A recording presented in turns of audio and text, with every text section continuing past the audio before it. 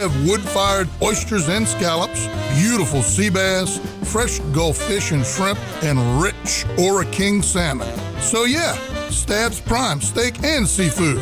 Jefferson Highway across from Palermo Ristorante. Tell Leo that Kevin sent you. And don't forget, there ain't no cake in that crab cake. Come and see us. GMFS, changing lives.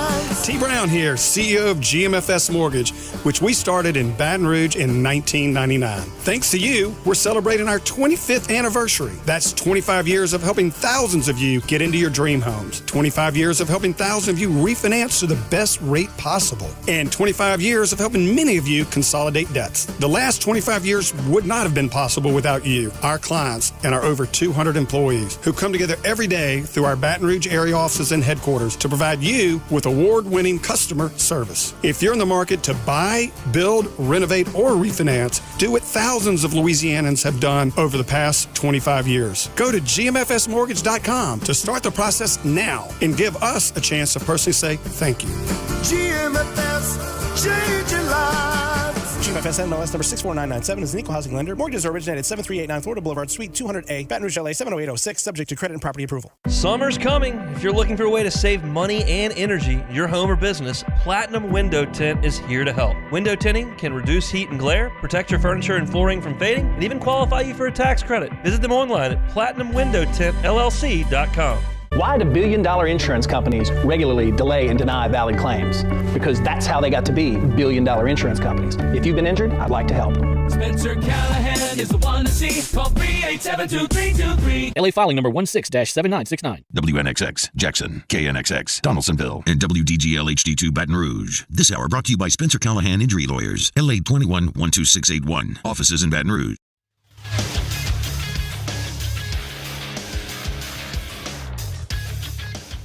Good morning. It's 7 a.m. on Wednesday, March 13th. Today in Baton Rouge, expect rainy skies with a high of 77. In hour one of today's show, we'll recap LSU softball's big win over Texas and talk about the latest with the New Orleans Saints free agency. You can follow us on Twitter or Instagram at OTB_ESPN and watch us on YouTube at the 1045 ESPN channel. Hour number one of Off the Bench, live from the Mercedes-Benz of Baton Rouge studio, starts now. Let we go!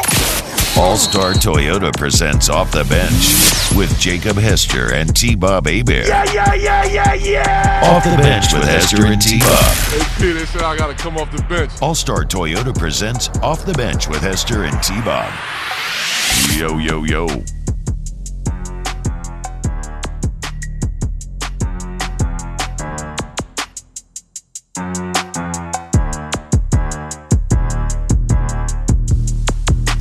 Yo, what up, everybody?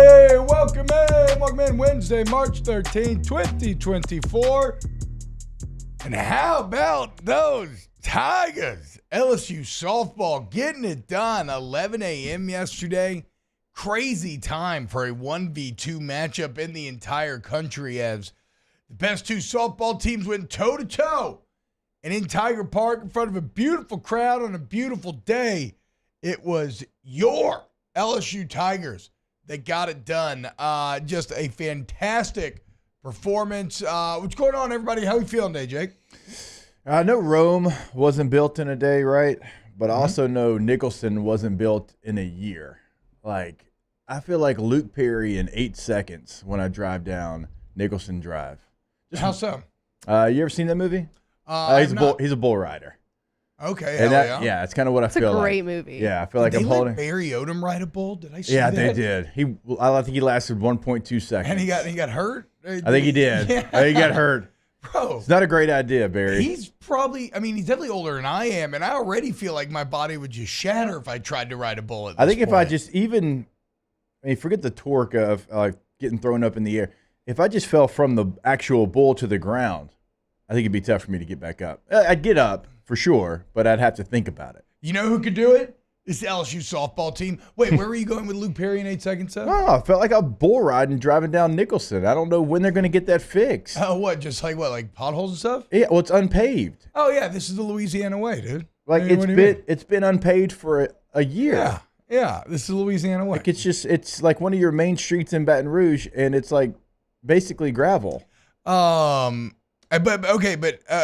to the game. Who worked the game yesterday? Alondra, you worked the game? Neither of us did. Oh, neither of us did. Okay, never mind. We were here. But what a job by this LSU softball team. I mean, again, that's a weird spot to try to get up for. 11 a.m. It's early morning, but hey, that's something this softball team's already dealt with, right? It's kind of the theme of this entire season. Deal us in is their mantra, and that they are ready to play at any time, anywhere, and you've already seen that, right? We've had in the tournament a few weeks ago where they were having to play super early in the morning, back-to-back, to try to get everything in. They ain't scared. They don't care, and they are still undefeated. And there was like some narrative out there, well, who have they really played? It's like, well, one, they've actually played some really good teams. They played multiple ranked teams in the top 25, but then they go on the road last weekend in, freezing weather to us here in Louisiana. So cold weather, you go to Kentucky, you sweep them, and then you come back. And look, we're, depending on who you look at, Texas is anywhere from 1, 2, and 3, whatever. They're a top 3 softball team in the country, and you handle them. And really, it wasn't close. Like, you distance yourself from them early in the first inning. You clear the bases with a double, and you never look back. I mean, this team right now, and Beth has had so many good teams here at LSU. Mm-hmm. This one looks like it could be the best of them all. Yeah, and so much of that, there's a million people that you could highlight, but Sydney Berzon just continues to be dominant there on the mound, retiring her last 10 hitters that she faces to maintain the 7-4 victory. Alondra, what did you think about yesterday's game? I didn't get to watch it, but I'm looking at the box score right now, and Texas used 3 pitchers. We only used Sydney the whole time. She's such a beast. 7 innings pitched, 4 strikeouts, and obviously only 4 runs. And Kelly Lynch had 3 RBIs yesterday, and she's a pitcher too, but she was like the designated hitter yesterday. So it was they look great. They look awesome. And again, like Jake said, there is kind of a narrative out there of like, oh, well, who have they really played? They just beat number 1 or number 3, whatever you want, whatever website you want to look at. We're calling them number 1 on this show. They were number 1 when they played them. So, and they just went and they beat a number 1 Texas team that is also a pretty solid team. So, I mean, I'm very excited. I definitely don't understand who they played stuff because, like Jake said, Kentucky was ranked. That was Washington in the top 10? That tournament they played they top. I canceled can't remember game, who was where. It was Oklahoma State. Yes, they beat 6. Oklahoma State. Who was top 10 in the entire country. Obviously, now they've beaten Texas. No, get the hell out of here with that. Yeah, get the hell out of here. And you have a 23-0 softball team, which is hard to do. Yeah, that's what I'm about to say. They're going to be number 1. That is filled with variance, right? Yeah. In a sport where you're not supposed to be able to do what they are doing right now, and they're doing it in all ways. Like, yes, Berzon was incredible yesterday, and granted for the majority of the year, you go look at that Kentucky series, it's been incredible pitching, excellent defense, just keeping runs off the board.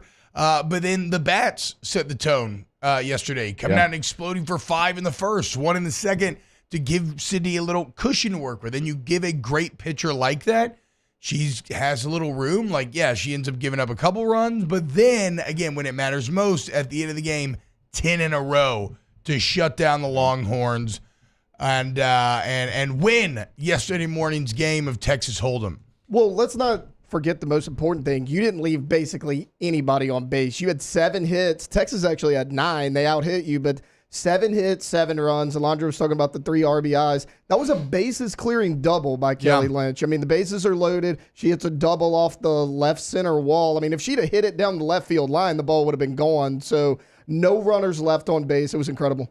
Yeah, one of the nicer things that I saw yesterday too, it was the field trip games for a lot of schools. So you just had an absolutely rowdy bunch of kids that I was not punting off of a cruise ship into the ocean, just going crazy cheering on the Tigers, including Coach Serena's daughter in her class. So that's pretty cool. Daughter's in the stands with all of her friends, getting to watch you during a beautiful day take down the number 1 team in the entire country. Great job, this LSU softball team. And nothing hits like an 8-year-old horns down either. I saw plenty of those in the crowd. I believe some familiar faces that I saw in the crowd hitting the horns down at 9 years old. That is so funny. So congrats to LSU softball. Awesome job. I can't wait to talk to Coach coming up on Thursday. They'll be number one, by the way. Like Yeah. they're going to be the number one team in the country Yeah. next week. Whenever if they take care of business, obviously coming up in the next couple of games. But if they do, even if they dropped one game, I still think that they would have a great opportunity to be the number one team in the country. I mean, look, it's awesome. It's an awesome win. And you gain a ton of confidence from it, and you kind of prove to yourself the caliber of team that you can beat. But at the same time, softball in this schedule is so brutal that it truly is no rest for the weary. Yeah, so and that's a challenge. You enjoy it for 24, and then you move on. Who they have this weekend? Ole Miss. Ole Miss and Tiger Park. Saturday, Sunday, Monday series. So no Friday, a little extended rest, and probably on purpose, knowing you were playing Texas, no matter how that game went, you wanted maybe another day.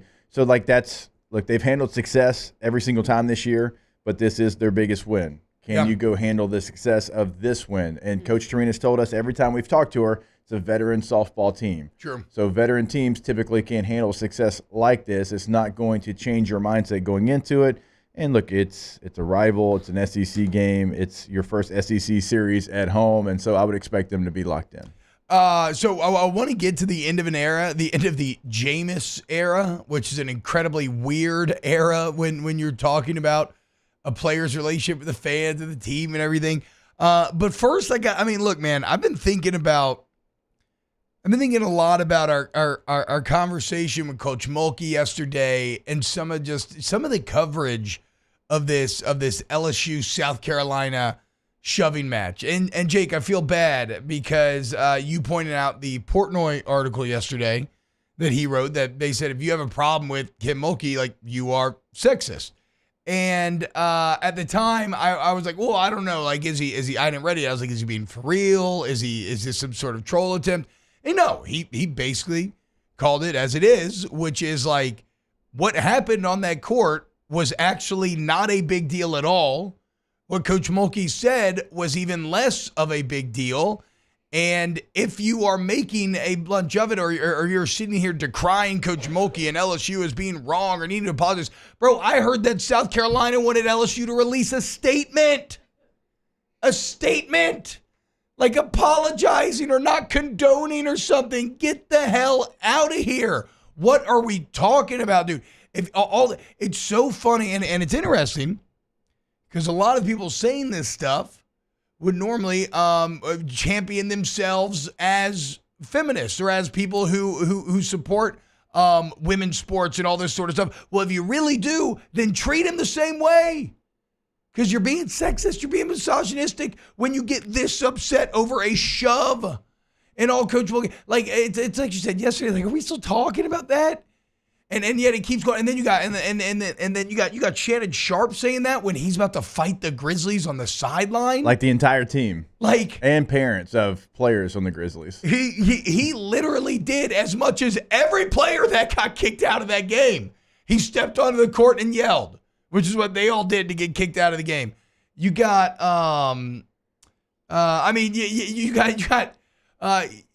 you got Brandon Walker and Titus from Barstool coming out, and those are two guys that, Walker's entire shtick is like talking crap to people, right? Yes. And being aggressive, and they've watched enough basketball and football to see this happen in the men's game plenty of times. Who's the men's coach that was threatening to fight the fan and everybody just thinks that he's a character? It was Hurley, who just won a national championship at UConn. Exactly. He told a fan, I'll punch you right in the face. Exactly. And then he went on Twitter and was like joking about it, made light of it, and everybody laughed at it. That's what I'm saying, bro. That's what I'm saying. That is an insane double standard. And I hope that Coach, next time she talks to the media, I hope that she leans into that, because I think it's freaking crazy how this entire story is being covered, being treated. And again, I think it's got a lot of sexism and misogyny. And it shows that, like, even though this sport has come so far and they've been set up so well, and LSU's been at the forefront of growing the sport and making this sport what it is right now and how huge it's gotten, there's still a ways to go. And there are still people who are intimidated by these women. And look, at the same time, the people who are intimidated by Coach Mulkey. That's what else is going on here, is you have a lot of people who already have, I think, an agenda against Coach or some sort of preformed opinion. Yeah. And this just became a way to try to use a launching pad. Like, one of my least favorite things I heard, somebody said, who's the adult in the room? Well, first off, what are we talking? These kids, I say lightly, these cats are over 18 and they make more money than all of us. A few of them do. Like, what do you mean an adult in the room? And again, how about this? You don't need anyone to diffuse the situation, okay? That's just sports. That's just basketball. It's banging. It's a physical game. And there's going to be fights. There's going to be pushes, shoving matches. Who cares? Move on. The fact, it just became a launching pad for people who didn't like Coach to use, hold up Dawn and her and compare them and be like, rah, even though I think it's just stupid all around. Also, South Carolina's dirty as hell, which I like and I approve of. And LSU wants to get a little dirty. I agree. Yeah, like, be dirty, be intimidating. That's the name of the game. And we allow it in men's sports. We have to start allowing it in women's sports.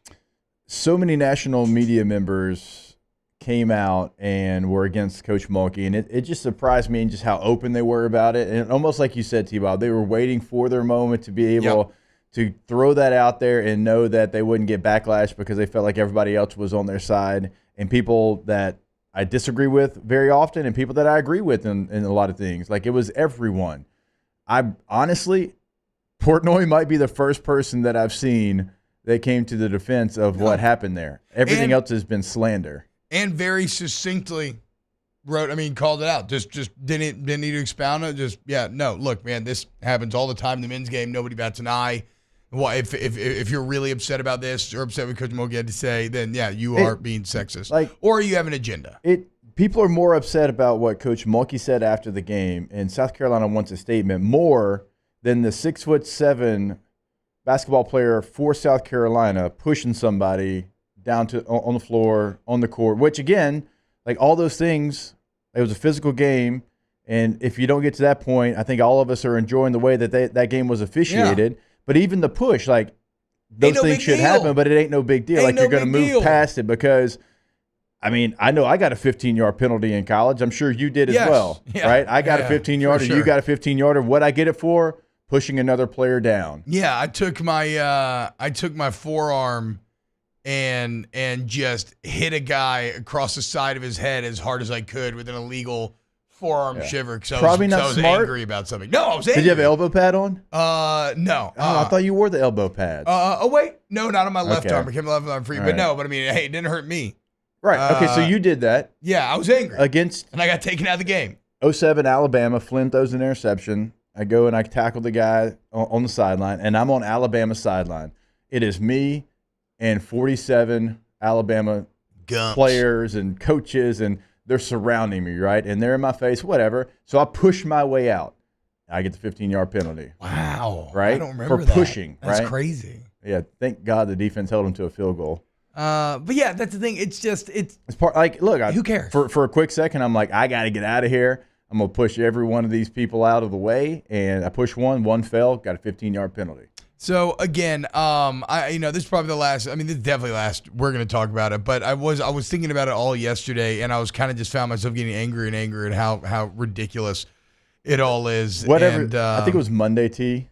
At the back end of the show, probably like the last 15 minutes, I forget what we were talking about, but all I was looking at was the responses and things being said about Coach Mulkey, and I was typing out different responses. Like, okay, no, typing out different. I don't know. Like I saw 7 or 8 people again that I know have a relationship with that were throwing slander out there, and it blew my mind. Yeah. So hey, evolve, guys. Okay, it's time to start treating women's basketball like men's basketball, where this would have been nothing more than a nice little Sports Center highlight package and a couple of funny jokes made on the other end.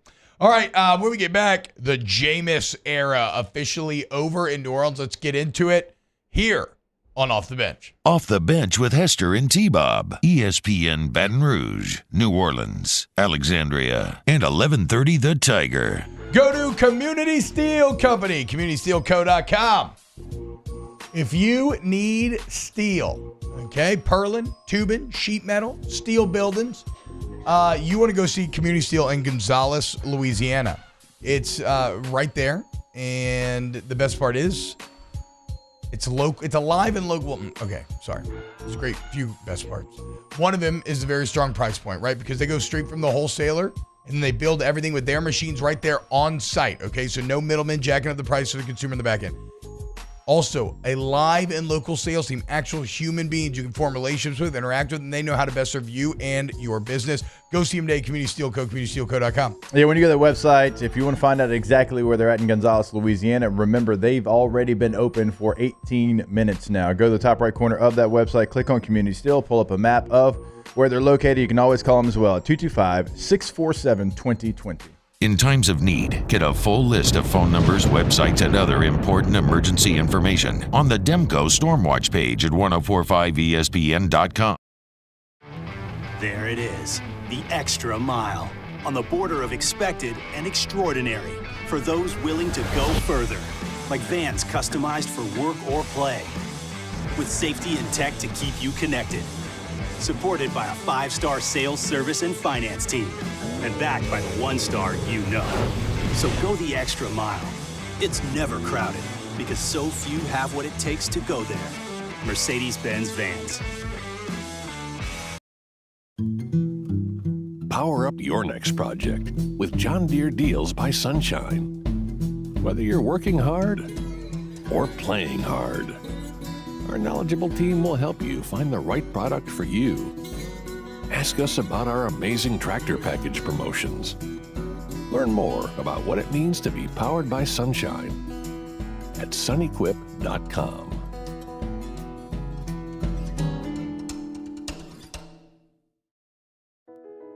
I've been doing business with Luba for 25 years. They're dependable, trustworthy. It's just the attention to detail with our clients.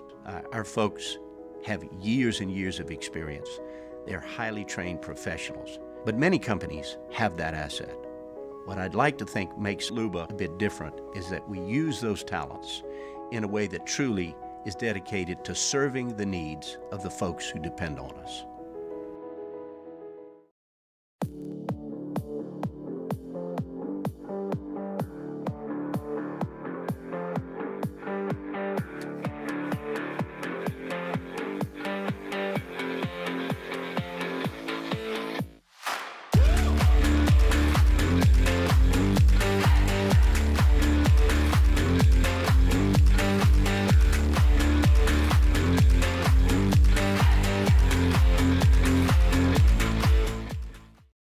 Dylan Cruz here to tell you about Six Rings Baseball and Softball Camp. If you live on the North Shore and play ball, go to Six Rings Camps with former LSU assistant coach Dan Canaveri. His knowledge is second to none, and your child will improve and have fun doing it. Camps were held at Coquille Park and Six Rings Academy in Covington with 4 sessions over the summer. Full day and morning only sessions are available from ages 7 to 13. Go to sixringsbaseball.com or call 985-206-9096. Learn the game to love the game. BRAC teamed up to reimagine your parks, and you imagined big. With your help, we went to work, creating 12 beautiful community parks across the parish. A family-sized water park, miles and miles of trails, and parks just for your dogs. There are more places to splash, to explore, to run wild, and even soar. You imagined, we delivered.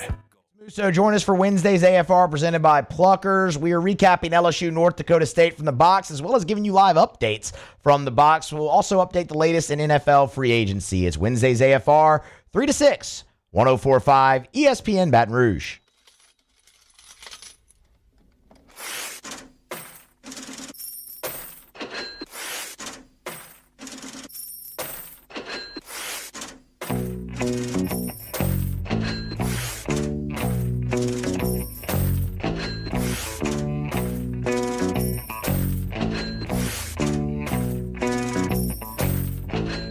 All-Star Toyota presents Off the Bench with Hester and T-Bob. ESPN Baton Rouge, New Orleans, Alexandria, and 1130 The Tiger.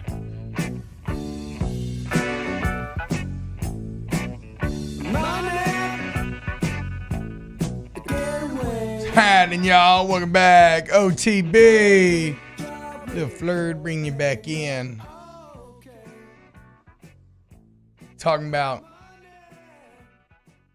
all these BS people trying to keep women's basketball down. Now I want to talk about Jameis Winston. So Jameis signed with Cleveland yesterday, yes?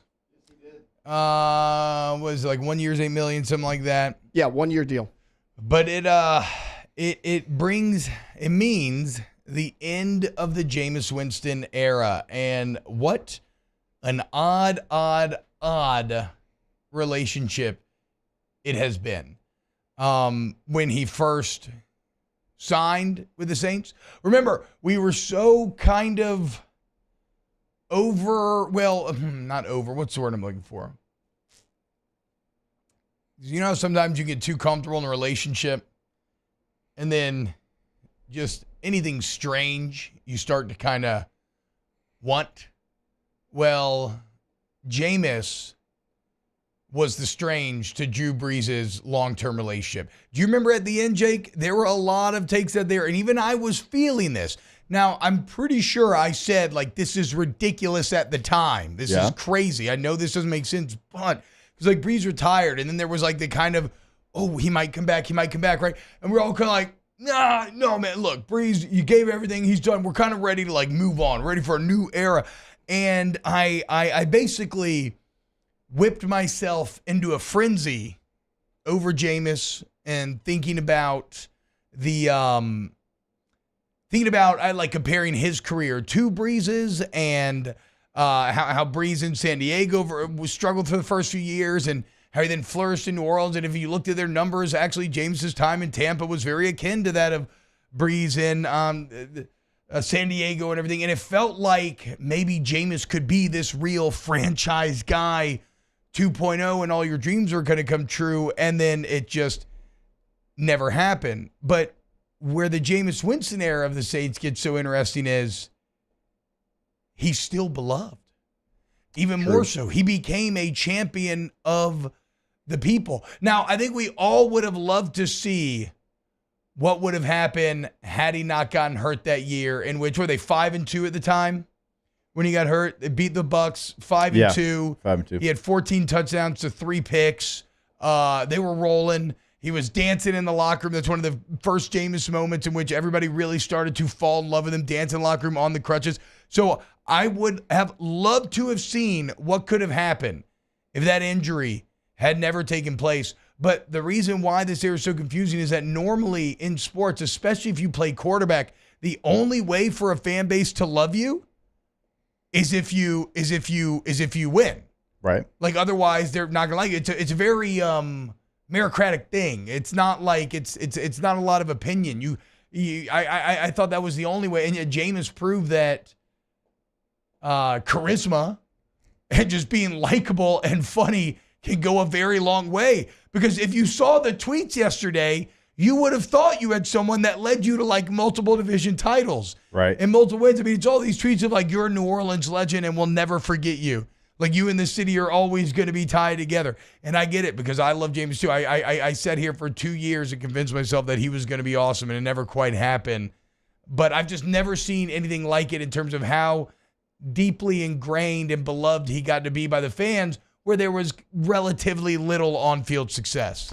It's really not a situation that I can throw another comp out there for you, because you're right. You want your quarterback to be great.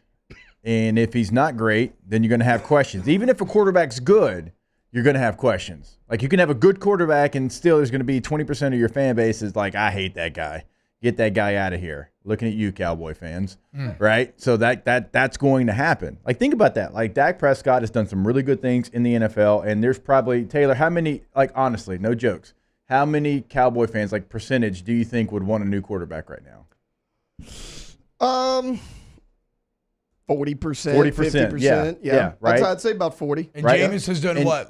Half of what Dak? Less than half? Less than half. When he was in New Orleans? And and he didn't even start a full season. Exactly. And you can ask Saints fans, and you're right, T-Bob, they love this guy. They absolutely love him. And look, Dak does a lot of things in the community in Dallas, up in North Louisiana as well. So, like, that's not the only reason. He's just a very likable human being, and everyone enjoys being around him, and he's always the energy. And I don't have another comp of a guy that didn't turn out to be the guy you thought maybe he could be, and still the fan base loves the guy.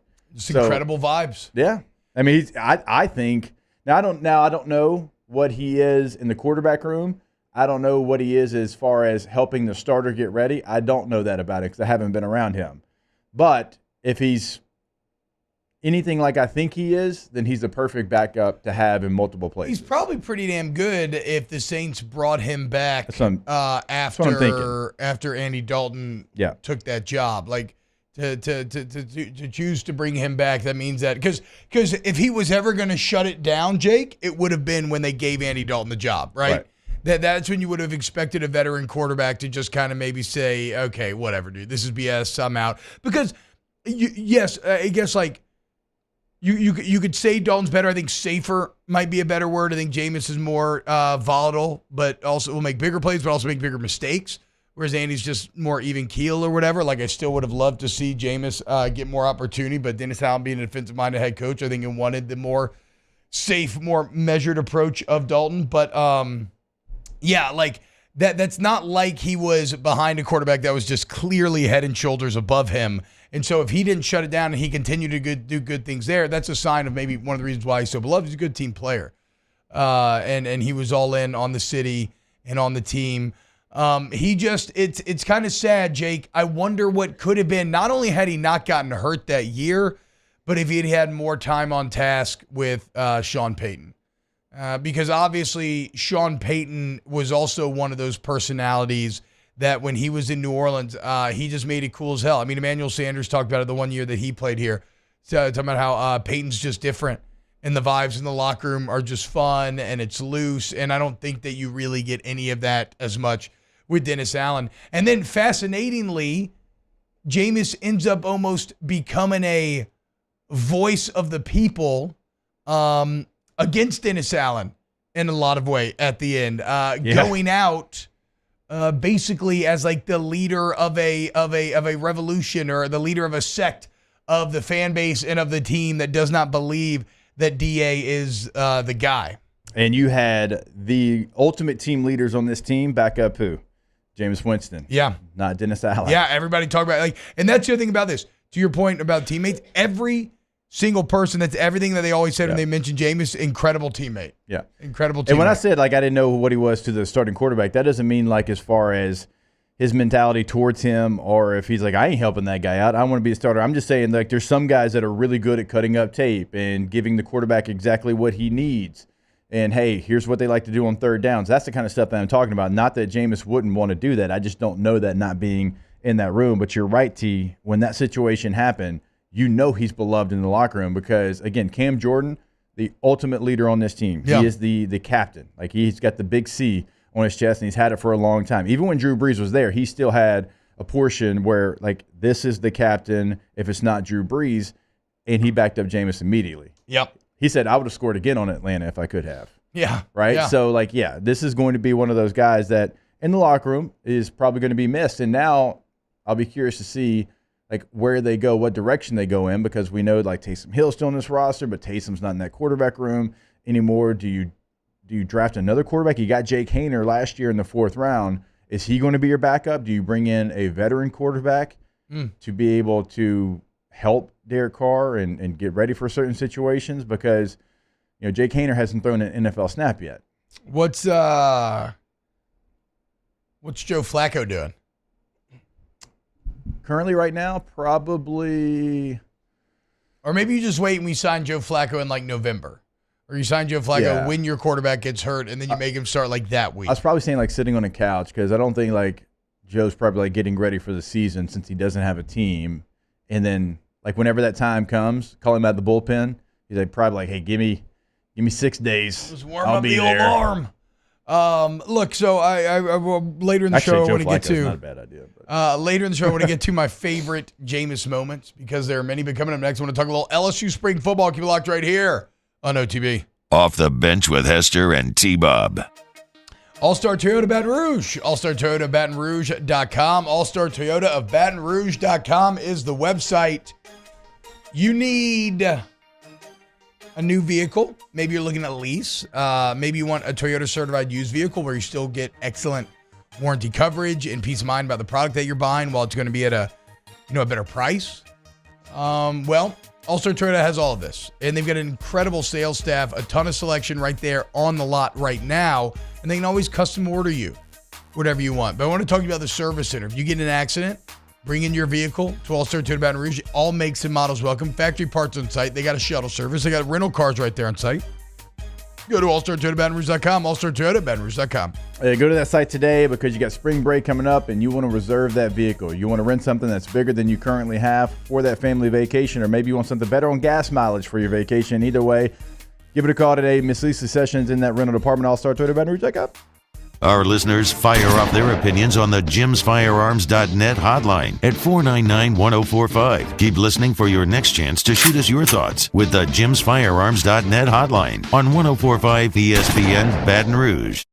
Value Chrysler Dodge Jeep Ram is taking $17,500 off new 23 1500 Bighorn trucks. We're open for business in our beautiful new showroom and taking $17,500 off new Ram 1500 trucks. All new Value vehicles come with a 1 million mile warranty. The crew at Value Automotive is going to do right by you.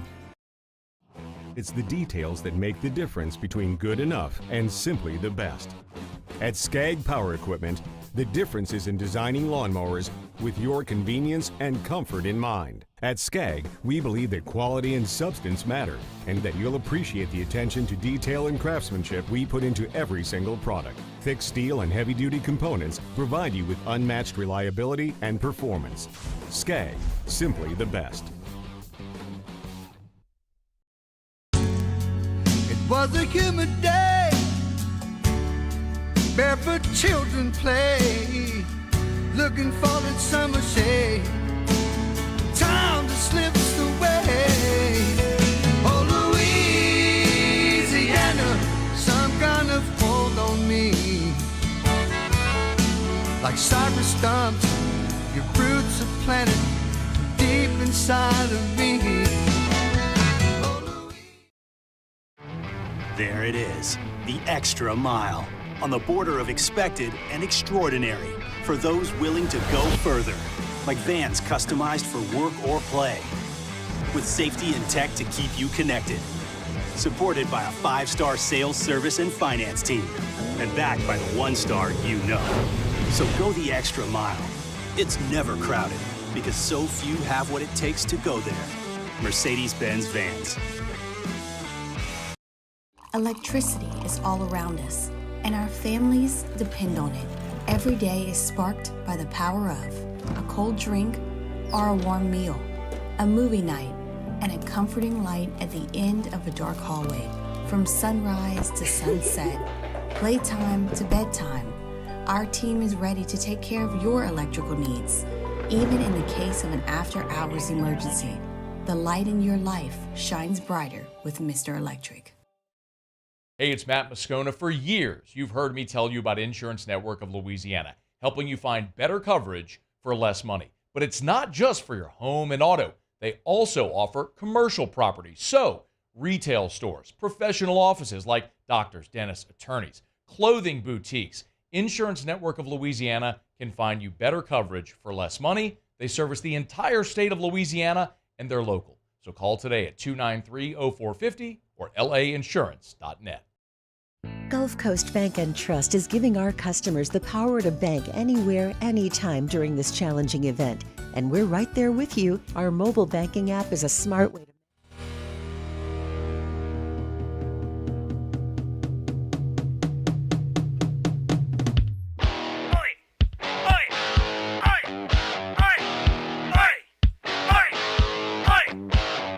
All-Star Toyota presents Off the Bench with Hester and T-Bob. ESPN Baton Rouge, New Orleans, Alexandria, and 1130 The Tiger.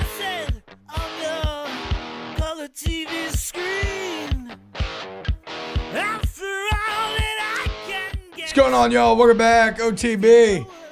I'm just looking at Jameis' game logs from 2021, the year where Peyton It started so well. Remember the 38-3 beatdown of Green Bay? Yeah. The game was in Jacksonville because of some hurricane. I can't remember exactly which one it was. Some storm, something or another.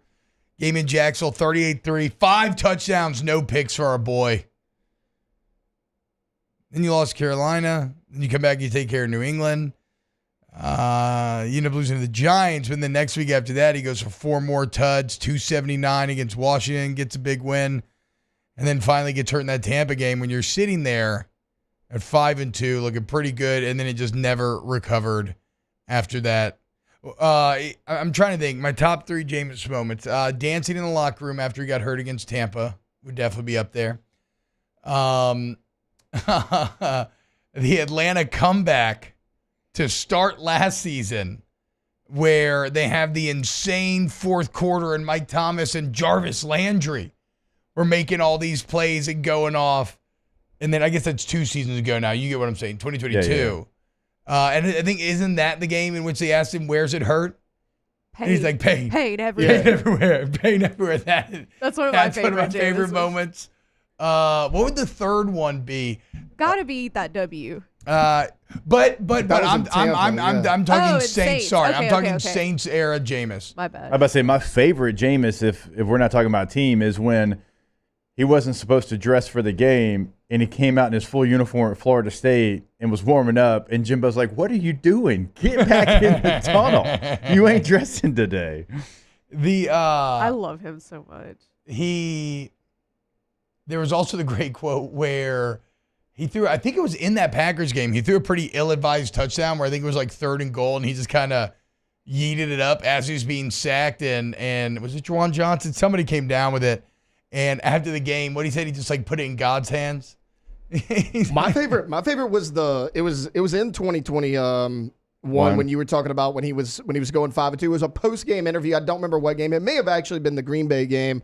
Whoever the reporter was asked him, she was like, what did your trainer tell you during the week? He goes, "Oh yeah, my trainer, we went through this and this, and then he told me," he goes, and he paused, he goes, "What did he tell me?" He goes, "He just told me to be prepared." That was probably my favorite one. Yes, dude. You will be missed, Jameis. I love you, bro. In 21, you had Trevor Siemian, Jameis Winston, Taysom Hill, Ian Book, all-star games at quarterback, and you were still 9-8. Yeah. In Sean Payton's last year. Yeah. Payton effect. Ooh. Pretty. But actually, honestly, like Jameis, 14 touchdowns, 3 interceptions. Trevor Siemian, 11 touchdowns, 3 interceptions. Like. No, Peyton was doing a full McVay meat puppet with those guys, for sure. Like, it's funny, if you look at the numbers from then to the next year, you can see that Carmichael actually did try to empower Jameis a bit more. And I think he was hurt, which didn't help anything, but it did get a little more erratic. Like, the pick numbers skyrocketed and the completion percentage went down, even though the volume numbers in terms of yards went up. So losing Sean Payton still remains kind of where everything started to go awry for the Saints franchise right now. LSU's going through spring ball right now, and the big question is obviously how are they going to replace Jaden Daniels? And whenever you're talking about what makes an elite coach, and this is like almost a bit rote nowadays, Jake. This is kind of I feel like this is now accepted, whereas this wasn't always the case. But back in the day, a lot of times you would see coaches that would have a system, and then they would find players to fit their system. Right. And if you didn't, well, tough luck. You're not going to play. Even if it puts you into some tight personnel spots at the time, or you're going to play and we're not going to put you in the best position to succeed. Nowadays, I feel like it's pretty common practice where no. You have to, you can have your kind of broad strokes of what you want to run, but you have to, at the end of the day, you have to tailor and customize your scheme to highlight your player strengths and hide their weaknesses. Here's what Brian Kelly had to say when asked about changing it around Garrett Nussmeier. Each year, you're always going to build it around players, not plays. Each year is going to have a little bit of change. This is still going to be about finding the best playmakers and getting the ball like it was last year. Garrett is a different quarterback than Jaden, and we'll look to do things that highlight him. The nuances within the offense in terms of attacking, pushing the ball downfield, having balance between the run and the pass, that's not going to change. But the players involved we have to be able to highlight what they're good at and what their strengths are. That's where you'll see the changes. Again, I know it may sound boring to some, but I still love hearing it that explicitly stated. That has to be the case, right? I mean, you have to look at these players, and plays that were successful last year, they might not be successful, but that doesn't mean that you can't have plays that will be successful this year that weren't last year. It is a completely different group. And you're right, T. Like, when we were playing college football, we were running 48 horn balls regardless of who the quarterback, running back, tight ends, offensive line was. That's what it was going to be. And it's not that case anymore. You have to look at your skill set, even at like other positions. Now the offensive line is going to be the same, but like if you had a different offensive line and you were weaker at one position, like you would have to scheme that up. You look at receiver. You might have two really good receivers. One might be a different guy, though. One might be a guy that's going to high point the ball. One might be a guy that thrives over the middle in a mesh system, whatever it might be. You have to look at all those skills, and you have to tailor your offense. And so it is going to look different. Even though those coaches on that side, for the most part, are the same, you have to say, hey, here's what Nussmeier can do really well. And they did that in the bowl game. I felt like they did that in the bowl game, but here's the difference. There's going to be different receivers this year. Like he had Malik for a half. He had Brian Thomas Jr. in that game. So the receivers will be different in this game. So it might look even more different. But Nussmeier has a skill set. These receivers have a skill set that you certainly can coach, choose, scheme up to. And the run game is maybe where I'm most excited to see if there are some differences. Last year, because you had a unicorn at quarterback, you didn't have to have a ton of different runs up. Yeah. When you ran the ball with a running back, a lot of times it was inside zone because Jaden could pull it and he could go 80 yards. You don't have that this year. So are you going to run more gap scheme? Are you going to run outside zone to go along with that inside zone? Are you going to run ISO? 2019 offense, nobody ever talks about it because how great they were. They ran ISO to perfection in some of those games. The Florida game, and Thad Moss was the guy leading up on the ISO. That was a wrinkle in that game, right? And so are you going to do those things this year? I would think so. Yeah, and I mean, I think you're going to have to. That's where I would have the actual, again, some personnel concerns offensively is you're going to need to run the ball more to help out Garrett Nussmeier, and it's going to be on those running backs, very thin running back room to find answers and for somebody to step up and be able to do it. When we get back, I want to continue talking about this offense a bit, and when you look at new coordinators having to kind of rebuild this thing in their own image, keep it locked right here on Off the Bench, 104.5 Off the ESPN. Bench with Hester and T-Bob. Coleman Roofing and Construction. Go over to Coleman Roofing and Construction today and take advantage and work with the most respected, most reliable, most complete roof company in all of Louisiana. You're going to love these guys' energies, y'all. Coleman's been around for 41 years, but they're still young, still work their butts off, have a good time along the way, okay? Just an absolute pleasure to work with. Go look at the online reviews if you don't believe me. And then I can't hammer it enough, but when I say complete, I mean it. Any size job, commercial, residential, anywhere in the Gulf South region geographically, any type of roof, and they also rebuild your interiors as well. That's where the construction comes in. Coleman Roofing and Construction. Yeah, Louisiana's most reliable and respected roofing company is Coleman Roof, and you can check them out online, those different locations throughout the state of Louisiana. Go find that contact information for whatever city that you are in, and you can find all that information on the homepage of colemanroof.com, colemanroof.com. In times of need, get a full list of phone numbers, websites, and other important emergency information on the Demco Stormwatch page at 1045ESPN.com. When it comes to ending cancer, we push forward, always working together for you. That's why our cancer experts at Ochsner have clinically integrated with MD Anderson Cancer Center. This means advanced cancer care, including access to life-saving clinical trials and integrating care to treat the whole you. Introducing Ochsner MD Anderson Cancer Center. Long live you. Bayou Ford has the new inventory to get you in a new Ford truck or SUV today, or customize your next vehicle just the way you want. All new Bayou Ford vehicles come with a 1 million mile powertrain warranty. The crew at Bayou Ford is going to do right by you.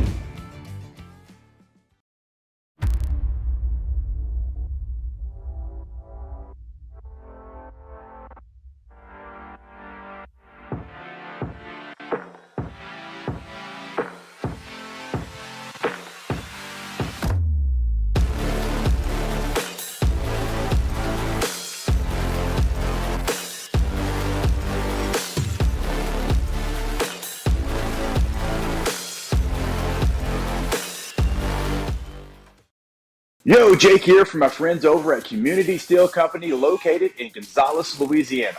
The local place you can turn to for all of your metal building needs. Notice I said local, not Houston, not Dallas, not Atlanta, but right here in Gonzales. Visit them at their brand new state-of-the-art website at communitysteelco.com or pick up the phone and give them a call today to answer all of your questions on your metal buildings, roofing and sheet metal, and any other steel needs you or your business need at 225-647-2020. It's the details that make the difference between good enough and simply the best. At Skag Power Equipment, the difference is in designing lawnmowers with your convenience and comfort in mind. At Skag, we believe that quality and substance matter, and that you'll appreciate the attention to detail and craftsmanship we put into every single product. Thick steel and heavy-duty components provide you with unmatched reliability and performance. Skag, simply the best. Jerry and Benny Payne began Central Plumbing Company out of their driveway in Tanglewood Subdivision. 50 years later and 4 generations down the road, we continue to serve Baton Rouge and the surrounding areas for all of their plumbing needs. Residential, commercial, industrial, or hospitality, Central Plumbing is here 24/7, 365. We want to thank our customers, family, and friends for 50 years of success. And looking forward to 50 more.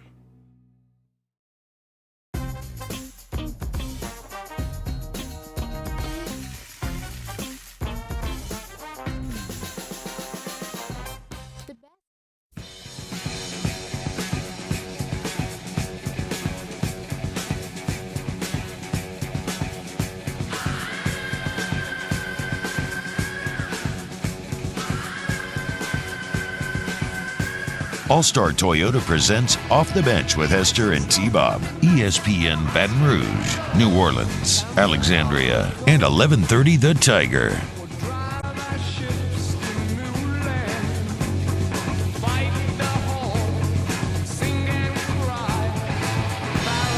What's happening, y'all? Welcome back, OTB.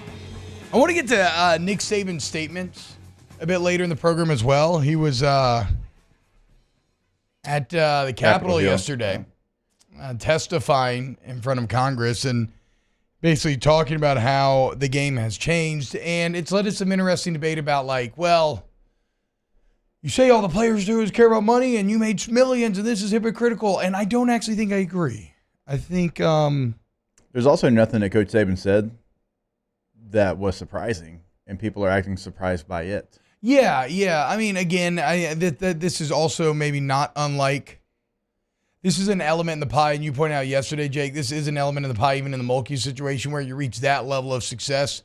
People that maybe are already predisposed to not liking you are going to use, an inch to try to gain a mile.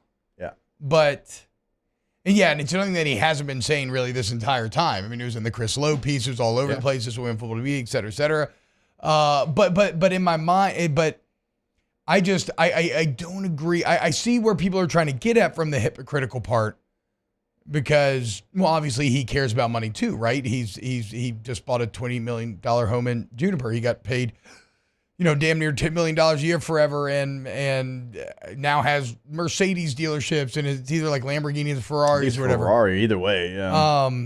He's got Regions commercials. He's got Aflac commercials. Yeah, he's doing okay. Yeah, he cares about money as well, certainly. But you still got to understand that as he coached football for 40 years, the setup never was players' main things being questions about salary and money. That's just not how it was. So, of course, it's going to feel wildly different than him. And the reason why it's not hypocritical is because he has said multiple times, I'm not saying this is wrong. It's just different. And then he says, and it's not for me. Right. Basically. Yeah. And again, like listening to him talk yesterday, there was nothing that I was surprised by. I know Coach Saban well enough to know that developing players was something that he enjoyed maybe more than anything outside of winning. It was something that he thrived in. He liked taking a player and seeing where he started to seeing how good he could get that player before he went to play in the NFL. And yesterday's comments, and he's had comments like this before, said, hey, I don't feel like I can get this done at the same level. I don't feel like it's all about development anymore. It's about playing time. It's about how much money can you make me, and that's something that he was never going to enjoy. Well, and also you have the element of well, he was definitely playing players before, right? And they had charged and everything. And sure, yes, no one's naive, right? There was everybody engaged in some of that in the pre-NIL era, but it was never this open, and it was never at the forefront, right? You would never have a player talking directly to a coach saying, "How much are you going to pay me?" And if you were, that might be enough of a red flag for a coach to be like, "Oh, I don't know about this guy actually." So like, yes, there was an element of some money exchanging hands and some impermissible benefits certainly exchanging hands, but it was all in the shadows. It was all behind the scenes, and the numbers didn't get nearly as large as what we're talking about now.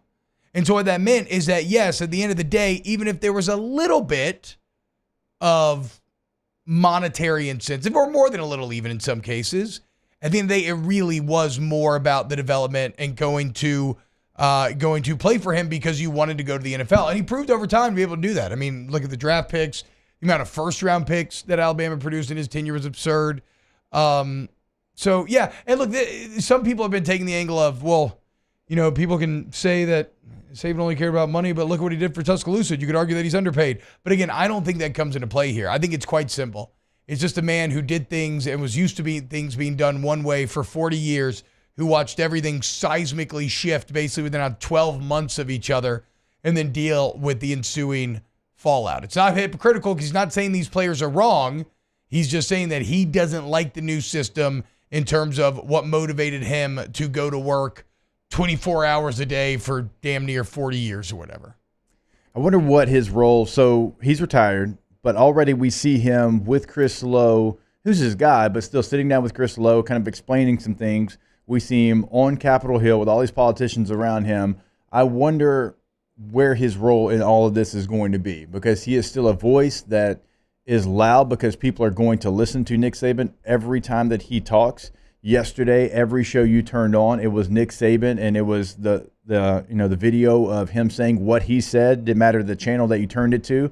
I wonder what his role moving forward is going to be. Is this the start of him trying to set up maybe to be a czar of college football or whatever it might end up being? Maybe. I mean, look, I know he's going to be on College Game Day next year. Yeah. I could see him becoming a czar. I could see him becoming, but that would be, I think, in a breakaway league. What I can't see, though, the NIL stuff will never be repealed. No, it can't. Yeah, it's over. Too far. You're it's over. Way too far down Why the road. they're still wasting time with Ted Cruz sitting next to Nick Saban there, I have no idea, because that cat go is worry out the about back. some other things. Yeah, you got some more important things. Hour 2 coming up next. Flustered. Off the Bench with Hester and T-Bob. Trash Rangers. I love Trash Rangers. That's why they call me Trash Bob. Some would say I'm a beast on the sticks. Some would not. But I am. Beast on the sticks. That's what you actually control a little trash arm with. Because I know now. Because I got to drive a $500,000 dump truck, and it was awesome. Felt like I was driving a spaceship. Well, I'm getting distracted. If you live in Ascension or live in Parish, you have a choice. Go with the local guys. Go with Trash Rangers. Go to trashsignup.com in 3 minutes. Select your amount of cans. You see your pickup day. You see your prices. Okay? And you probably see red cans and red trucks popping up all over your town. That's people making the switch. You should too. Keep it local. Trash Rangers. Been doing it since 2018. No hidden fees. Weekly text reminders. Reliable weekly service. Senior and veteran discounts available as well. Find all that information on their website, trashrangersllc.com. There it is, the extra mile, on the border of expected and extraordinary, for those willing to go further, like vans customized for work or play, with safety and tech to keep you connected, supported by a 5-star sales service and finance team, and backed by the 1-star you know. So go the extra mile. It's never crowded, because so few have what it takes to go there. Mercedes-Benz Vans. Gulf Coast Bank and Trust is giving our customers the power to bank anywhere, anytime during this challenging event. And we're right there with you. Our mobile banking app is a smart way to manage your money and time. Gulf Coast Bank and Trust, the bank that cares about you. He's here. Anyone want a Coors Light? Oh, shoot, I forgot to play the song. I got a guy who can fix this. The Windsor Senior Living Community in Mandeville, Louisiana is a beautiful, vibrant apartment community geared toward seniors. They are nestled right in the heart of Mandeville, where seniors live a more carefree lifestyle in spacious apartments with the peace of mind that comes from having a little extra help. Call the Windsor at 985-624-8040 to schedule a lunch and tour. Come see how the Windsor can be your passport to peace of mind. I've been doing business with Luba for 25 years. They're dependable, trustworthy. It's just the attention to detail with our clients. Our folks have years and years of experience. They're highly trained professionals, but many companies have that asset. What I'd like to think makes Luba a bit different is that we use those talents in a way that truly is dedicated to serving the needs of the folks who depend on us.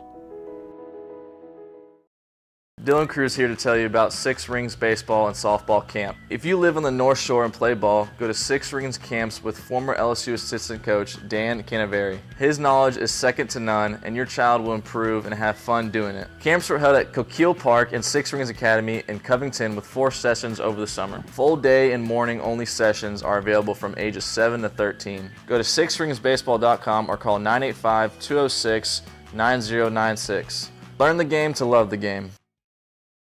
BRAC teamed up to reimagine your parks, and you imagined big. With your help, we went to work, creating 12 beautiful community parks across the parish. A family-sized water park, miles and miles of trails, and parks just for your dogs.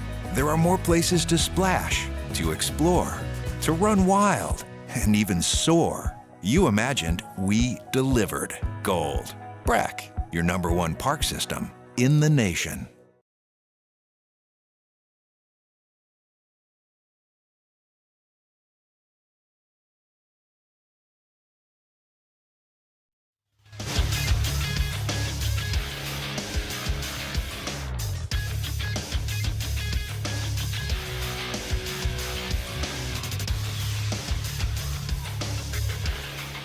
Good morning. It's 8 a.m. here on Wednesday, March 13th. Today in Baton Rouge, expect rainy skies with a high of 77. In hour 2 of today's show, Matt Flynn stops by the studio for a full hour of Flesh Stream.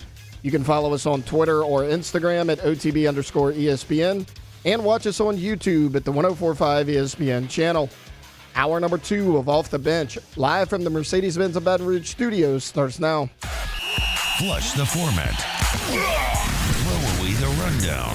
It's time for a bit of unscripted conversation. Let's give them something to talk about. Former LSU and NFL quarterback Matt Flynn. Off the Bench presents Flestering. Now, here's T-Bob Hebert. I'm so sweaty. Jacob Hester and Matt Flynn. Can we just become best friends? Yep.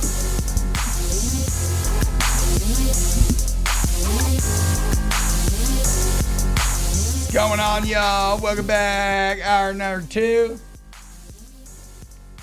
That's pretty sweet. Here on Wednesday, the Little Trash raccoon Ranger. and Trash Ranger. Yeah. Yeah, ball. This is legit. I like it. It looks like a little American Doll trash can. God, I love little American Doll stuff. I used to break into my sister's rooms and play with their little American Doll accessories. Didn't care about the dolls. Just little miniature, like tiny little school books, tiny little pencils. You still love that. Tiny little desk. I do love miniatures. Have you painted it in a while?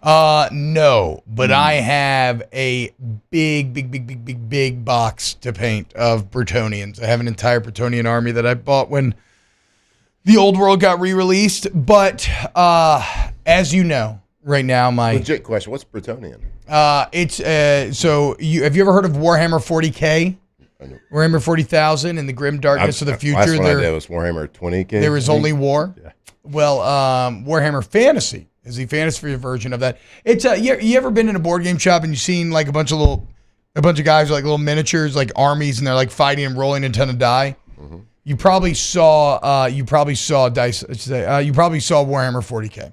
And so this is just the fantasy version of that. Bretonians are kind of like your kind of like French knights would be your best comp there. So I'm excited to eventually get that built and painted, but free time right now, I've been playing WoW, and I haven't even been playing that lately. I'm still not even level 40, so I don't really want to talk about it. I looked them up. They look pretty cool. The Bretonians? Yeah. Yeah, they look badass, don't I'm they? not gonna lie. Taylor, can I Yeah. get a picture, please? Can you pay attention? Give me a picture of some Bretonian Knights on the screen. Damn it. God, Taylor. So sick of having to just drag you along, okay? Come on. Just kidding. But for real. Did you ever play? Didn't people used to paint little miniature football players with that football that The vibrating the football vibrating machine? football So machine? I never painted them, but my old man had every NFL team from a 70s vibrating football machine. So we had, I mean, it was the oldest of the old school. We had in Ziploc bags. We used to play it all the time, dude. Sweet. And then I got like, I remember one of my favorite Christmas presents ever. I came downstairs, probably like 8 or 9 years. Yeah, look at those, dude. Those are the Bretonians right there. So my dream is to make a regiment. They're like Crusaders. Yeah. They're like, they are the, with antlers. they are like the fantasy. unicorn. They are the fantasy medieval knight, but like taken to its unrealistic kind of idealized view. You know what I'm saying? Like medieval knights in real life were colorful, but they weren't like that, like over the top. But that's kind of what they're going for. I like So- how they have little animal hats. Yeah. One of Yeah. them legit had a children's unicorn on his head. Well, I mean, Yeah. what does Robert Baratheon have in Game of Thrones? Why does he so Oh, true. intimidating? This is something that the show doesn't do a great job of. In the books in Game of Thrones, Robert Baratheon is 6'7" and wears stag antlers on his helmet that makes him 8 feet tall. And he fights with a warhammer. And he took out Prince Rhaegar with a shot to the chest with his giant warhammer, and Rhaegar's Spoiler rubies alert. fell all up in the imagine water. seeing that walking towards you, right? That's what I'm you're saying. Like, this guy's massive. It's terrifying. It's terrifying. The show is 10 years old. I think the spoiler alert Yeah. has expired. Well, also, hadn't that read was the never books actually. yet, That was never actually. I mean, You're going to. I'm going to. I think it's literally talked about in the first episode of the show. It is. Yeah, with smashing Prince Rhaegar at the Trident or whatever.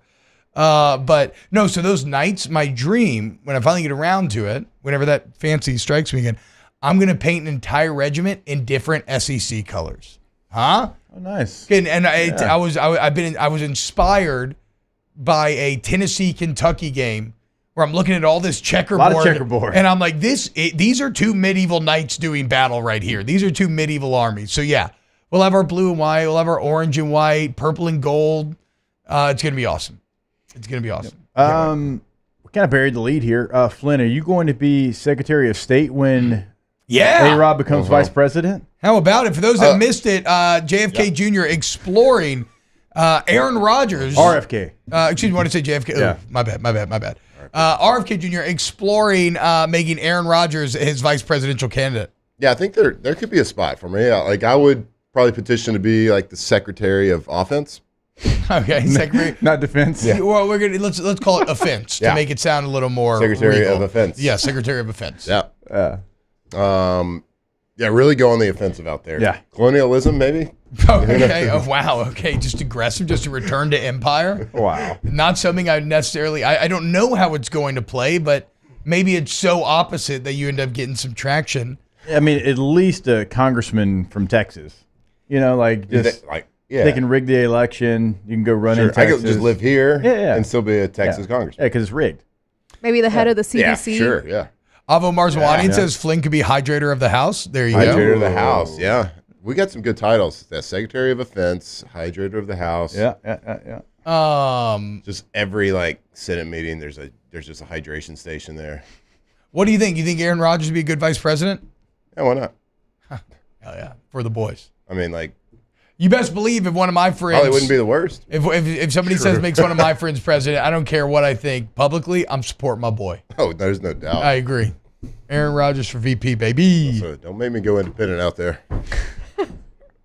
It's funny too because he's like so into conspiracies now that it would probably be a dream come true for him because he could have access to everything. He could dive into all of the hidden governmental secrets That's a and good find question. out exactly what he wants. Does the VP get the access? Not the full access, I don't think. Yeah, Not get the the full full access. access. Not the little black Your book little or brother whatever. a little bit, I feel like, but you're still gonna get. He'll have more than enough, I think, to make him happy. Like he Get what he's could looking for. ask the president like blink once if this is true, blink twice if it's not true. Well, and also, like, Aaron would do a good job because, like, what does the VP actually do? I mean, seriously, like, if anybody actually knows the concrete answer, I don't. Stuff that the president doesn't want to do. Exactly. Yeah, okay, You're just I an actually like that assistant. answer. RFK is also conspiratorial, so I think it would be where like, hey, can you blink once? And he probably would. True. Yeah. I'd pay good money to see him in a VP debate. True. Well, he's been sharpening those debate knives. It is hard for an independent to get on that stage. The debate stage. Yeah, it's like there's two parties. They don't really allow the independent to ever even get up on stage, really. You're telling me we need like major campaign finance and election process reform? What? We're like forced into a binary two-party system that really doesn't behoove anything or produce attractive candidates? Damn. Never thought about it. Anyway, it was fun, though. Fun watching those headlines. Yeah. It is. But seriously, from a political perspective, it's not, you can't actually do that, right? Because then people aren't going to take you seriously. Like if for whatever momentum he has, I feel like that would essentially at that point you become a meme. But also, are you still going to be QB1 for the Jets? No, that's what I'm saying. No, Yeah. I'm talking about RFK Jr. Oh, like if he really wants to go after this thing, Yeah. he could do Jesse Ventura. It would still be aggressive and still be memey and still probably not work. Super But crazy. he does have like political experience, right? He's been governor for a long yeah, time that's what in I'm Minnesota, saying. yeah. I don't think you can go. I don't think you can go Aaron Rodgers. Can we throw RFK like completely out and just go a Ventura Rodgers ticket? That'd be insane. Just go that'd straight. be better. That'd be better. The body. There's been athletes that have been, high Herschel level Walker. politicians before. Or he ran for something, governor. Bill Bradley, No, who Herschel played for the Walker Knicks tried to for a run long for time. senator, and Senator. You want to talk about just being propped up? That man, Herschel's been good to us. I loved it. I do not think Herschel Walker should have been a U.S. senator. For whatever that is, for whatever that is worth. Who knows though? Crazier things have happened, dude. Maybe Aaron Rodgers becomes our vice president. I want to talk about St. Patty's Day coming up this weekend. I'm excited about that. I've got some St. Patty's Day fun facts. Broys, what do y'all think about Derrick Henry to the Ravens? Is that a big deal? Not as big as it would have been 2 years ago, because Derrick Henry, his running style, some of the hits and wear and tear on his body, there's something left, but it's not peak Derrick Henry. How much are they going to keep him in a rotation? They've got a couple of other backs that are smaller backs, different backs, and so they can bring something different to the table. I think he'll be successful, but not to the level that we've seen him at his peak. What's the age on Derrick? 30. 30. He's 30. That's usually the running back age. I would say this first year, like you go to a different team that you've been stuck at like kind of a basement team for a long time. You get a little juice for a year, right? Yeah, I think Get so. a little juice in that body. Look, last year, 280 from carries. someone who played for the Raiders and went somewhere else? Yeah, you get a little juice. I didn't even, Look, he last year, 280 carries, about 1,200 yards, 12 tuds, 4.2 per carry on a Titans team in which, like, if you were playing them, you were game planning for Derrick Henry because otherwise it was Will Levis attacking you. If you're going to hand pick a team for Derrick Henry to go, you'd pick the Ravens. He's going to look terrifying in that uniform. He is going to look terrifying in the Everybody uniform. looks great in that uniform. Everybody looks I mean, And so what happens can when you take somebody imagine? who already looks Like, better Derrick than everybody Henry else? looked amazing in the Titans uniform. I feel like that's hard to do. Yeah. I mean, anybody could look great. Like, Peter Dykowski looks great in a Ravens uniform, Well, he's very ripped. What about Very in shape. So okay, does Derrick Henry? Okay. Does Derrick Henry the Ravens supplant our choice yesterday of Josh Jacobs to the Packers as being the best running back move? Because you have the big three Why to was me. that the best running back move? Well, because there was Saquon to the Eagles, Josh Jacobs to the Packers, and Derrick Henry to the Ravens. I just feel like those are the three biggest names, the three most successful guys, going to three very good teams already. You had Swift go to the Bears. I actually love that move.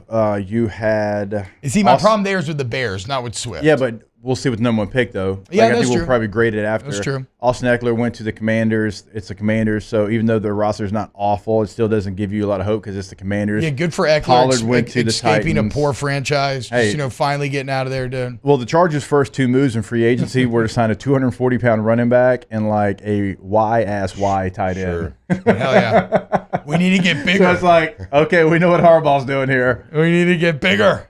How about Pollard? Why was it Pollard? Where'd Pollard go, you said? Tennessee.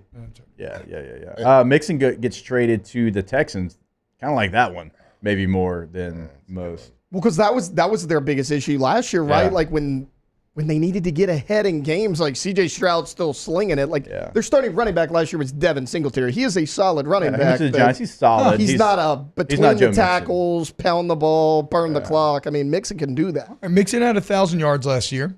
He's a receiver too. I mean, Yeah. out of the backfield. What's the deal with Aaron Jones? He signed with the Vikings. Okay, so that's right. So you were saying that Josh Jacobs, I would take Aaron Jones over Josh Jacobs. Oh, really? Every day. Really? Explain. Because Josh Jacobs is a name. I mean, I'm What do you coming know from about the Packers? the layman. Aaron Jones is. Aaron Jones is the dude, and that I think maybe because I watched a lot of Packers games and I like him, but he's a name just as much as Josh Jacobs was. Tell me. From a Well, I mean, local Josh back Jacobs led the NFL in rushing in 22? Like there. just That's right, 'cause 2 they had years nothing ago. else. That's all they had. I think and correct me if I'm wrong again, because you're watching Packers games. If I remember last year, Jones played well, but it was all at the back end of the season. Yeah, because he was injured at the first part of the season. 2 years So ago, when that guy gets rolling, I mean, he rips off tons of to be fair, 2 games. years ago, Jones' stats are pretty dumb rushing the ball. He averaged 5 yards a carry, 5.3. The guy he had him barely over 200 for over 1,100 yards. Even if you hit the guy flush, he's making another 1 or 2 yard, like hidden yardage. Like he always falls forward. So why'd they let Aaron Jones go I don't know. That's in what favor of Josh Jacobs? No idea. Probably contract negotiations. It's always contract, right? Well, not only that, like Did Aaron A.J. Jones get more? Dillon's, like, so you're going to lose Aaron Jones and A.J. Dillon in place of Josh Jacobs. Like, would you rather Jacobs over both of those guys? Yeah, where did Dillon end up going? I would rather. He hasn't signed anywhere yet. I wouldn't Still take hasn't? Jacobs over Still has Aaron not. Jones at all. They should make me the GM. Yeah, I agree. And Green Bay's probably like, they're one of those teams that the fans own the team. Do they even have a GM?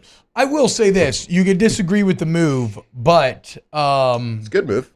well, I was going to say no. Still a good player. I was just going to say the Green Bay GMs deserve a lot of credit. I mean, they ate a $40 million Aaron Rodgers cap hit last year, had the youngest team in the NFL, and still found their way to the playoffs and were very frisky by playoff time. Yeah, they should have beat the Niners. Yes. How do you feel about Bakhtiari retire? Or did he retire? No, he left. He left, but he didn't retire. I mean, he kind of It's kind of an end of an era. Semi-retired last year.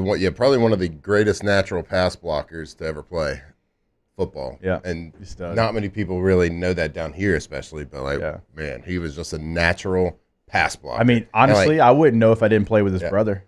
Yeah, like I knew his brother, so I paid attention to and him. I say that because I knew he was good. But I talked to other linemen that were Pro Bowlers that played next to David, played next to other people at different teams, and they're like, and they played with left tackles before Bakhtiari got there that were like all pro guys. Yeah. They're like, David Bakhtiari was the greatest pass blocker I've ever watched on film in NFL. So I guess his brother, has also been like a fringe NFL guy. Yeah. Because he had a very funny tweet where he was like, Bakhtiari brothers cut scoreboard or something, and it was like 16-1.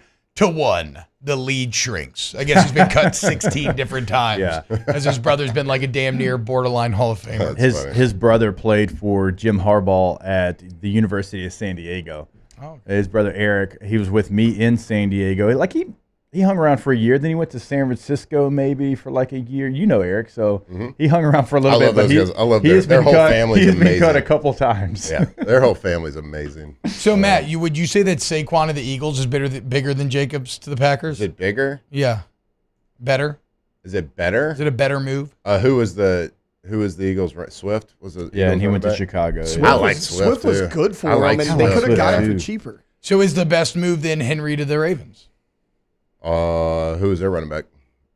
It was Gus Edwards who went to the Chargers, and they also had J.K. Dobbins who got hurt. And then Justice Hill. They had Justice Hill who got hurt, Yeah. so it was by committee. Whoever picks up, I would say the best running back move was the Vikings getting Aaron Jones. Yeah, there you go. There you go. Perfect. We'll see. We'll see next year who's right, but I think I am. And we'll revisit this. We definitely won't forget about this random. I'm going to go segment here on DeAndre March 13th, Swift. 2024. I'm going to go DeAndre Swift to Chicago. That's not going to mean anything. So they're not going to do anything.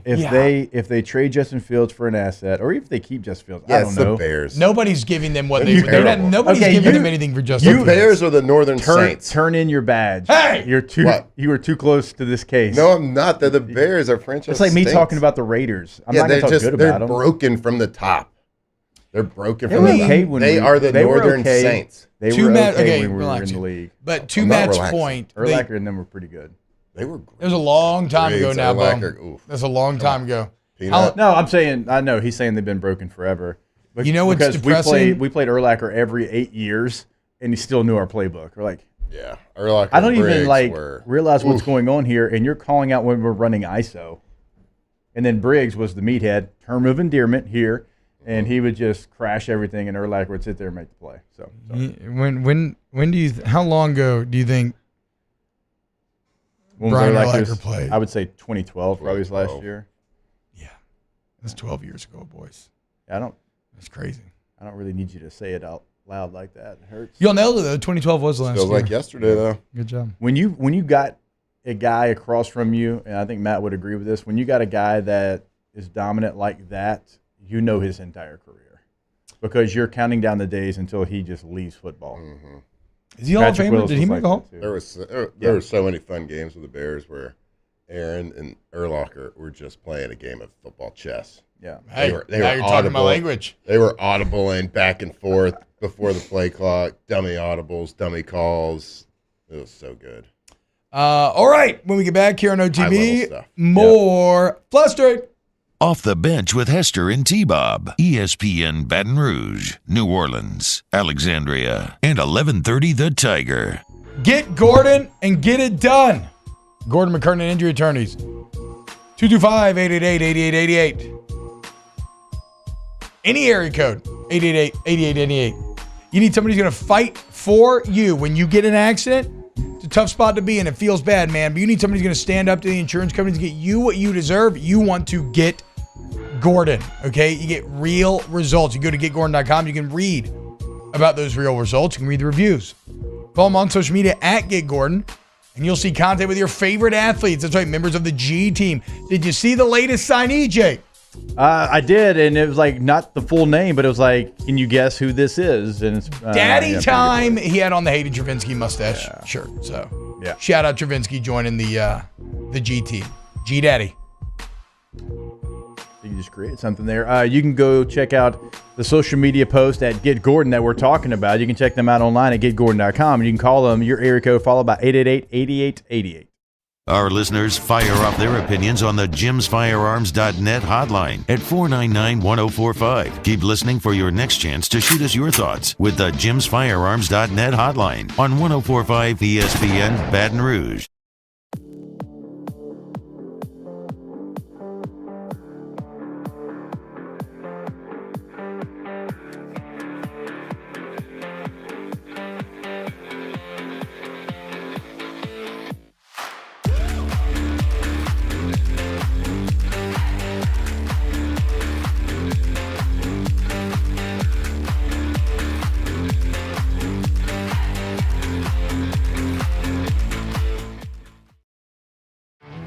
There it is, the extra mile, on the border of expected and extraordinary for those willing to go further, like vans customized for work or play, with safety and tech to keep you connected, supported by a 5-star sales, service, and finance team, and backed by the 1-star you know. So go the extra mile. It's never crowded, because so few have what it takes to go there. Mercedes-Benz Vans. Electricity is all around us, and our families depend on it. Every day is sparked by the power of a cold drink or a warm meal, a movie night, and a comforting light at the end of a dark hallway. From sunrise to sunset, playtime to bedtime, our team is ready to take care of your electrical needs. Even in the case of an after-hours emergency, the light in your life shines brighter with Mr. Electric. Hey, it's Matt Moscona. For years, you've heard me tell you about Insurance Network of Louisiana, helping you find better coverage for less money. But it's not just for your home and auto. They also offer commercial property. So retail stores, professional offices like doctors, dentists, attorneys, clothing boutiques. Insurance Network of Louisiana can find you better coverage for less money. They service the entire state of Louisiana, and they're local. So call today at 293-0450 or lainsurance.net. Yo, Jake here from my friends over at Community Steel Company located in Gonzales, Louisiana. The local place you can turn to for all of your metal building needs. Notice I said local, not Houston, not Dallas, not Atlanta, but right here in Gonzales. Visit them at their brand new state-of-the-art website at communitysteelco.com or pick up the phone and give them a call today to answer all of your questions on your metal buildings, roofing and sheet metal, and any other steel needs you or your business need at 225-647-2020. Jerry and Benny Payne began Central Plumbing Company out of their driveway in Tanglewood subdivision. 50 years later and 4 generations down the road, we continue to serve Baton Rouge and the surrounding areas for all of their plumbing needs. Residential, commercial, industrial, or hospitality, Central Plumbing is here 24/7, 365. We want to thank our customers.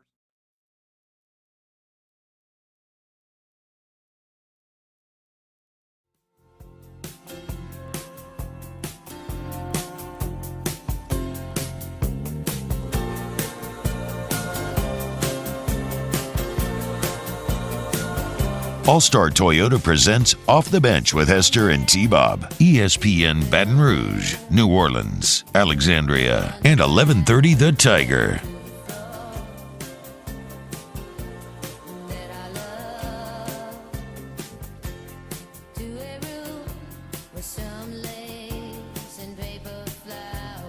What's happening, y'all? Welcome back. Flestering going along. NFL free agency rolling along. Saints signed Willie Gay. Woo! Super Bowl champ, bro. Bring a little bit of Super Bowl magic here to New Orleans. We can get there a little bit later. We got Matt Flynn here in studio. DrinkMyHigh.com. Again, guys, DrinkMyHigh.com for all your hydration needs. My High is there for you. My High kept the 7U Lugnut Black team hydrated. Let's go. This weekend at Traction. We went popsicles. We went popsicles. I love those popsicles. Bold move. Kids love the early pops. spring. Went popsicles. And it was kind of chilly. I brought both. Yeah. I sent you the picture. I was ready to go. Yep. Had both, but they won the popsicles. So look, we don't care how they get hydrated. We just need them to be hydrated. Mm-hmm. That is a great hack for kids if they're going to be outside during the summer, run around sweating, swimming, whatever. You go to the lake, anything like that this summer. The My High freezes. They're like those little, those delicious little icy popsicles that you love so much every summer. It's those just with like electrolytes and whatever else is in My High. Good stuff. Good healthy stuff. Mm-hmm. And there's always My High Zero and everything else for us adults that want to, watch our figures. I love it.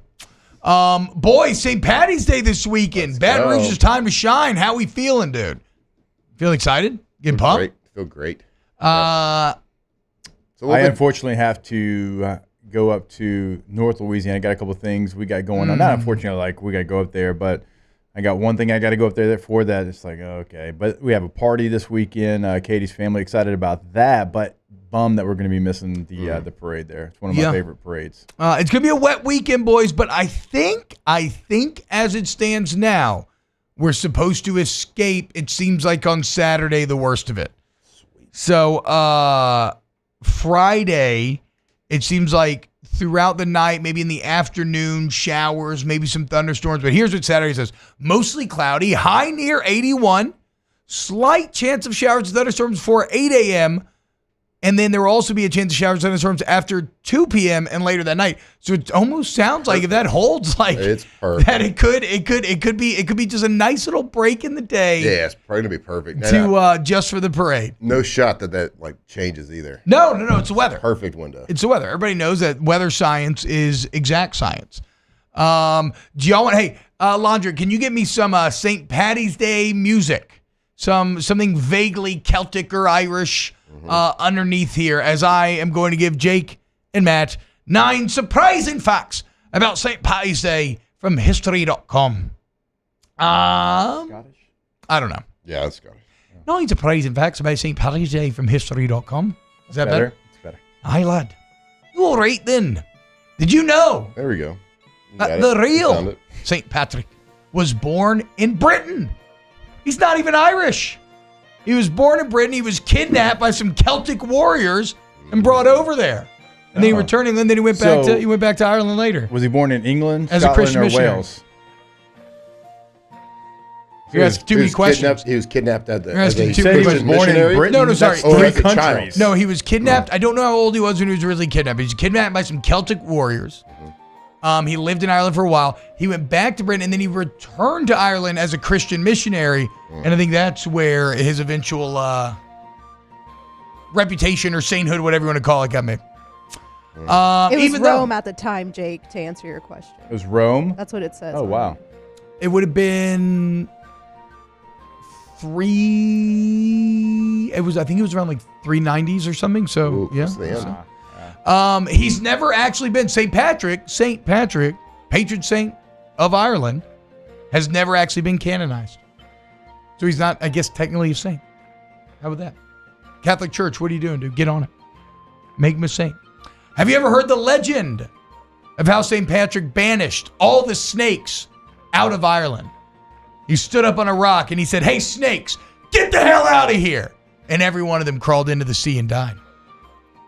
Did you know that? I can't take you seriously without the Irish accent. Well, you never seen a snake in Ireland, have you, lad? Never been to Ireland, unfortunately. No, it turns out, though, archaeological data says there's never been any snakes in Ireland, which is actually genius propaganda by St. Patrick, right? Carbon dating? Yes. I figured that you were going to doubt. I figured you were going to doubt this, but yes, scientists say there's evidence that there's never been any snakes there. Yeah, definitely. I'll do my own research when I go. Yeah. Leprechauns are likely based on Celtic fairies that go by the Irish name of Lebarkin, which means small-bodied fellow. Matt, what was it like? Lad. What was it like winning national championship, handing the ball off to a Lebarkin? It was really good all year, did it? Thank you. I appreciate that. I got a lot of run out of those little eggs. Hey, I would say, some would say y'all must have had a 4-leaf clover up your ass or something. I mean, look at how it all broke, boys. Natty champs, let's go. Yep, make your own luck. Make your own luck. This has nothing to do with anything. This is another random fact I ran across the internet, and it kind of sounds like Lebarkin. When I tell you a cobbler, what do you think a cobbler does? Shoes. Makes pies. Make shoes. Of the peach variety. Something you eat for sure, right? No. I would say I think he was making a joke. I think you were being serious. No, it's a cobblers like peach cobbler, cherry cobbler. No. Get the hell out. Obviously, yes. No. Too late. Sorry again, Tim. Well, okay, so apparently a cobbler would mend and repurpose old shoes, where Cordwainer was the one who made new shoes. Never knew that. How about that? You're just a shoe mechanic. The shamrock is a sacred plant in Ireland. They called it the Simroy, or the Shamroy, I think is maybe how they would say it. The Shamroy. And you know what it symbolizes? The arrival of spring. There's been a lot of crap talking on Puxatawny Phil here, Matt, because he showed up a few weeks ago and said spring was here. And guess what? Spring was and is here. It's not here.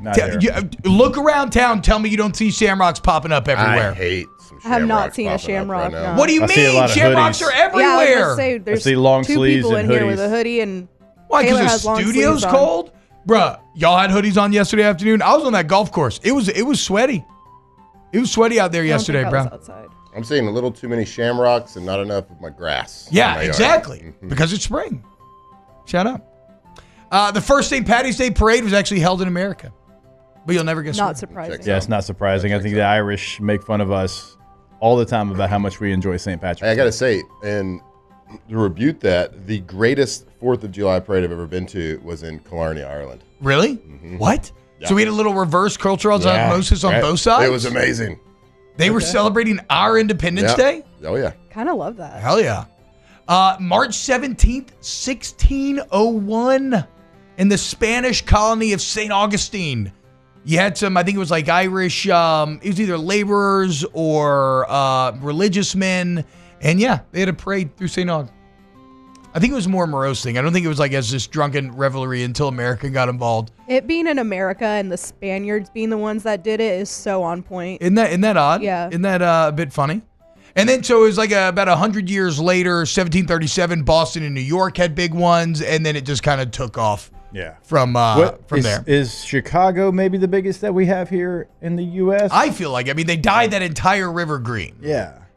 I would love to go to Chicago St. Patty's, right behind Baton They Rouge. do the river walk in San Antonio green, too. Oh, really? Yeah. Okay. Shout out San Antonio. I mean, it's already green throughout the Wait, year. they but- dye it green? Yeah. I just thought it was because like algae and stuff, and it rose during the spring. Yeah, because of shamrocks. That's what I thought. Yeah, science. I didn't know they dyed it. Cool. Also, corned beef and cabbage, another American innovation. Really? Yeah. Shouldn't have been. Oh, wow. I love both those things. Ham and cabbage was eaten in Ireland, but corned beef was a cheaper substitute. You had 2 million Irish come during the potato famine to America. Largest single group immigration we've ever seen. 2 million Irish coming at one time due to the potato famine. And they couldn't afford the ham, so they went with corned beef. And this is where it gets kind of gross but awesome how people find ways to make stuff edible. They would purchase leftover corned beef from ships returning from the tea trade in China. And then they would have to boil the beef 3 times. Ugh. The last time with the cabbage to remove some of the brine. So just some leftover Chinese corned beef, baby, that's been sitting in a wooden hold and getting eaten by bugs and maggots for 3 months. Ugh.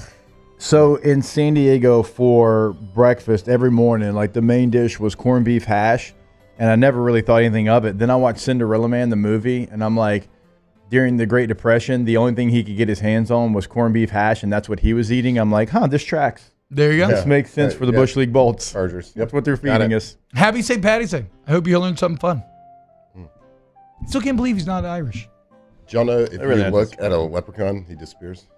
Especially he's in a tree. Well, I mean, every time I've seen one, it's disappeared immediately. So, Where or was tried that, to. Where was that one spotted in the U.S. a couple years ago? It was Mobile? Mobile. It was in Mobile. He was up in a tree. With his... Actually, shout out to Scott Walker, who was the news anchor on that report, who ended up in New Orleans for a while. Nice. Yeah, working for WDSU, and I think now owns donuts or something. I don't know exactly, but St. Patty's Day. I can't wait. If you see me out there, throw me a good bead or drink or something. It's gonna be a ton of fun. I'm pumped. I love St. Patty's Day in Baton Rouge. Brian LaPlace says studio's favorite Irish whiskey. Jameson. Yeah, I'm setting up Jake here. Jake literally only drinks Jameson. Yeah. Exclusively if I'm drinking anything other than Coors Light. Yeah, it's Jameson. It's a very simple thing. I don't hold my pinky in the air when I drink it. I'm talking about any kind of whiskey or bourbon. I just enjoy Jameson. I'm going Kirkland brand. Like that too. Mm-hmm. It's good. Like that too. You brought that in studio that one time, and I appreciated that. We love Kirkland. They do good product. Some people, tried to throw shade at you. Not me. If you're riding in the parade this year, be sure you don't throw Jello shots off. No, it seems. Is that illegal? It's illegal. Yep. Those people that got kicked off for life. For life? Oh yeah. Damn. Hey, lifetime ban, huh? Yeah, Wow. you can't distribute alcohol. Didn't y'all get to they ride? gave the Pete Rose. Okay, I got a question I want to ask you on the other Not me. side, but let's go to break. No, it wasn't. Respect the clock. More OTB coming up. Off the bench with Hester and T-Bob. Pinnacle Exterior Construction. Congratulations, lad. Today's your lucky day. Because I'm telling you about Pinnacle. Look, you need any exterior construction. I'm talking like fences, bulkheads, pergolas, anything and everything. They built tons of them. Go to pecbuilt.com and look at the gallery. You can be like, oh my, this is unreal. But I want to talk to you specifically about pools. If you want a pool, Pinnacle is the answer. pecbuilt.com. You're going to choose from one of their spec pools where you have your basic layouts that you can choose, and you choose some details around the edges. And then in just 2 weeks, you have a brand new pool. Okay? So check out if it's the prices. You can finance it. You just do it. Yep. It's up to you. Go to pecbuilt.com. Yeah, that's not a fairy tale. That is not a myth. That is facts. It happened 2 houses down from me. They are in, they are out. If you've got good weather, we're talking 2 weeks and you are swimming in your brand new pool. pecbuilt.com. In times of need, get a full list of phone numbers, websites, and other important emergency information on the Demco Stormwatch page at 1045ESPN.com. Power up your next project with John Deere Deals by Sunshine. Whether you're working hard or playing hard, our knowledgeable team will help you find the right product for you. Ask us about our amazing tractor package promotions. Learn more about what it means to be powered by sunshine at sunequip.com.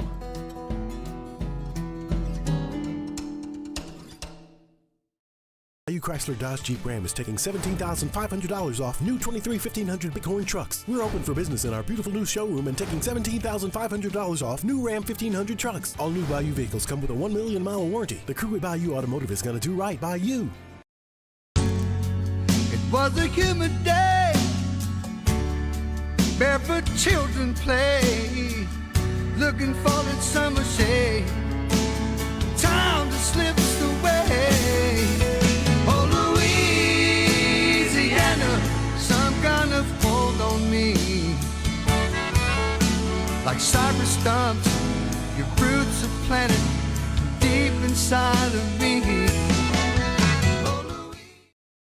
Dylan Cruz here to tell you about Six Rings Baseball and Softball Camp. If you live on the North Shore and play ball, go to Six Rings Camps with former LSU assistant coach Dan Canaveri. His knowledge is second to none, and your child will improve and have fun doing it. Camps were held at Coquille Park and Six Rings Academy in Covington with 4 sessions over the summer. Full day and morning only sessions are available from ages 7 to 13. Go to sixringsbaseball.com or call 985-206-9096. Learn the game to love the game.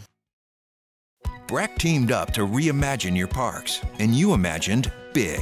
With your help, we went to work, creating 12 beautiful community parks across the parish. A family-sized water park, miles and miles of trails, and parks just for your dogs. There are more places to splash, to explore, to run wild, and even soar. You imagined, we delivered. Gold. Breck, your #1 park system in the nation. There it is, the extra mile, on the border of expected and extraordinary, for those willing to go further, like vans customized for work or play, with safety and tech to keep you connected, supported by a 5-star sales, service, and finance team, and backed by the 1-star you know. So go the extra mile. It's never crowded, because so few have what it takes to go.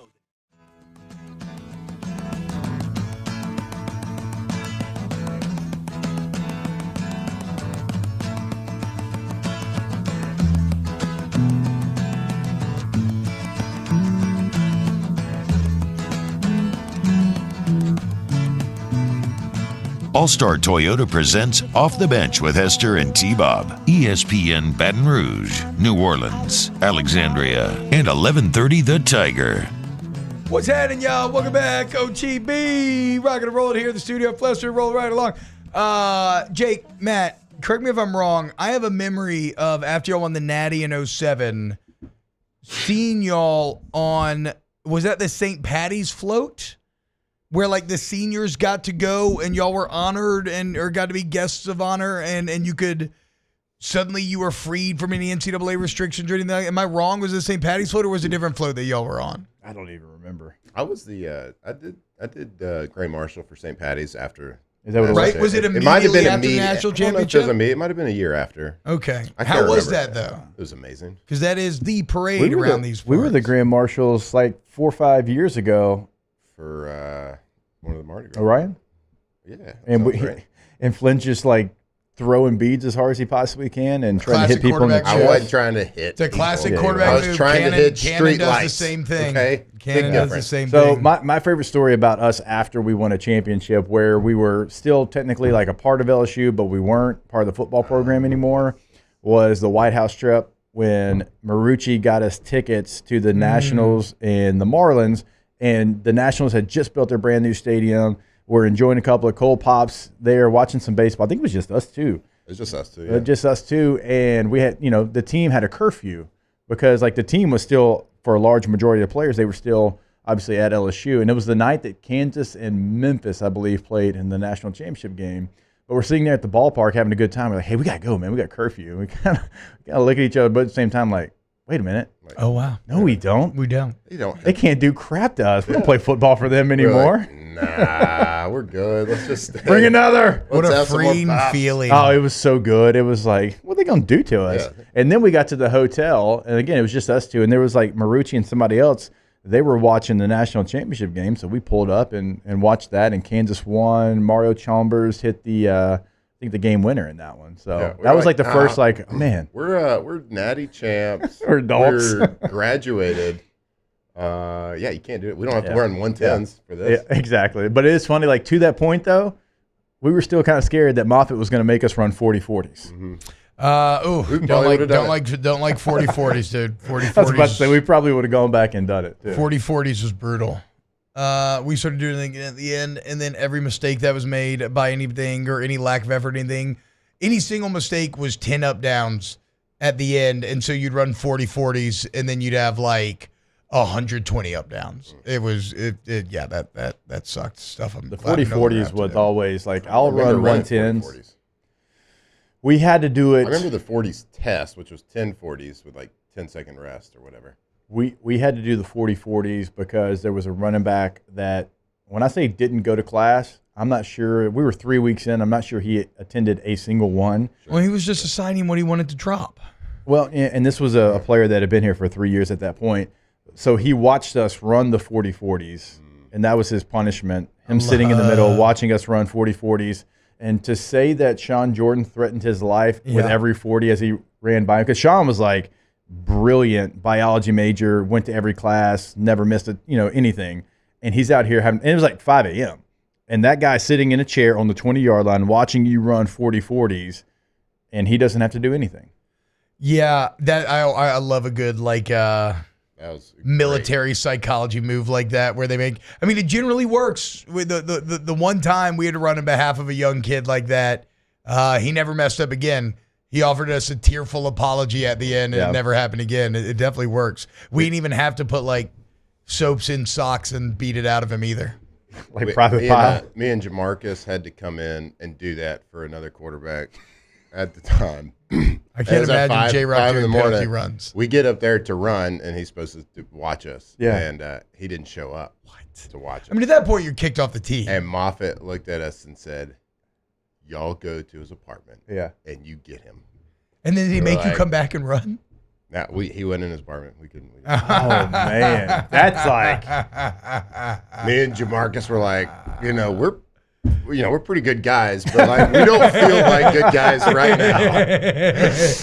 Oh man, on behalf of the executioner. How can you get like fighting mad at 5 a.m.? Well, that's one way. Like it's already bad enough because come on, just go to class. It's so easy. Just go to class. And if you're not going to go to class, just be smart about it. You have a class checker. Enough grades. Yeah, you got to at least game the system. Yeah, figure it out. You could absolutely buck the system if you figured out how to do it. Buy him a pizza.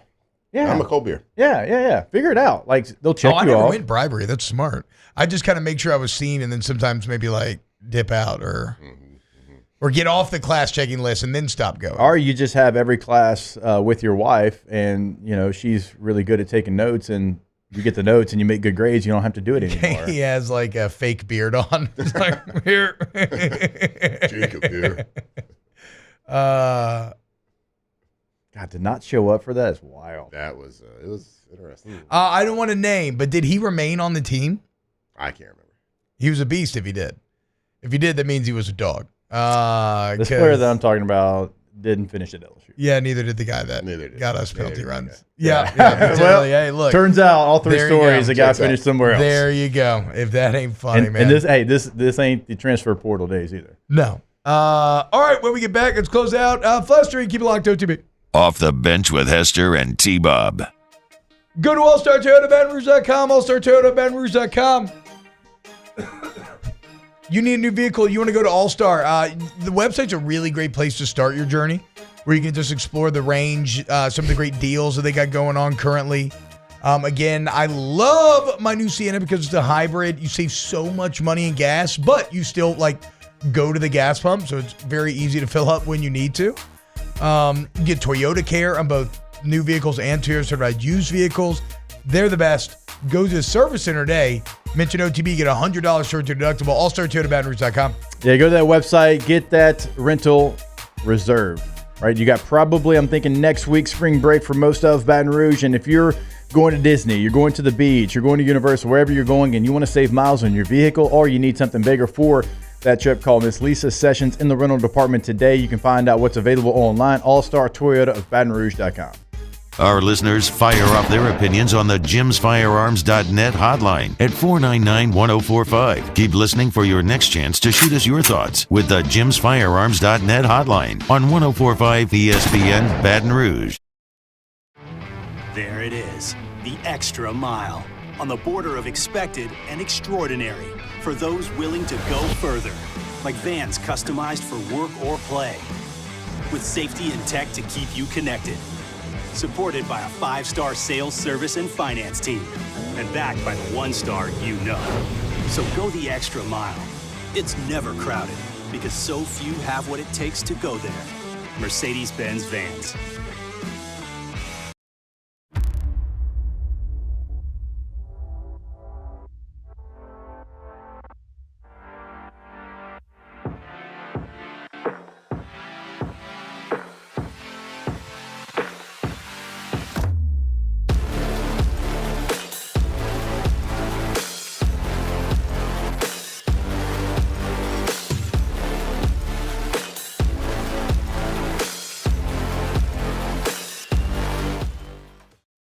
Electricity is all around us, and our families depend on it.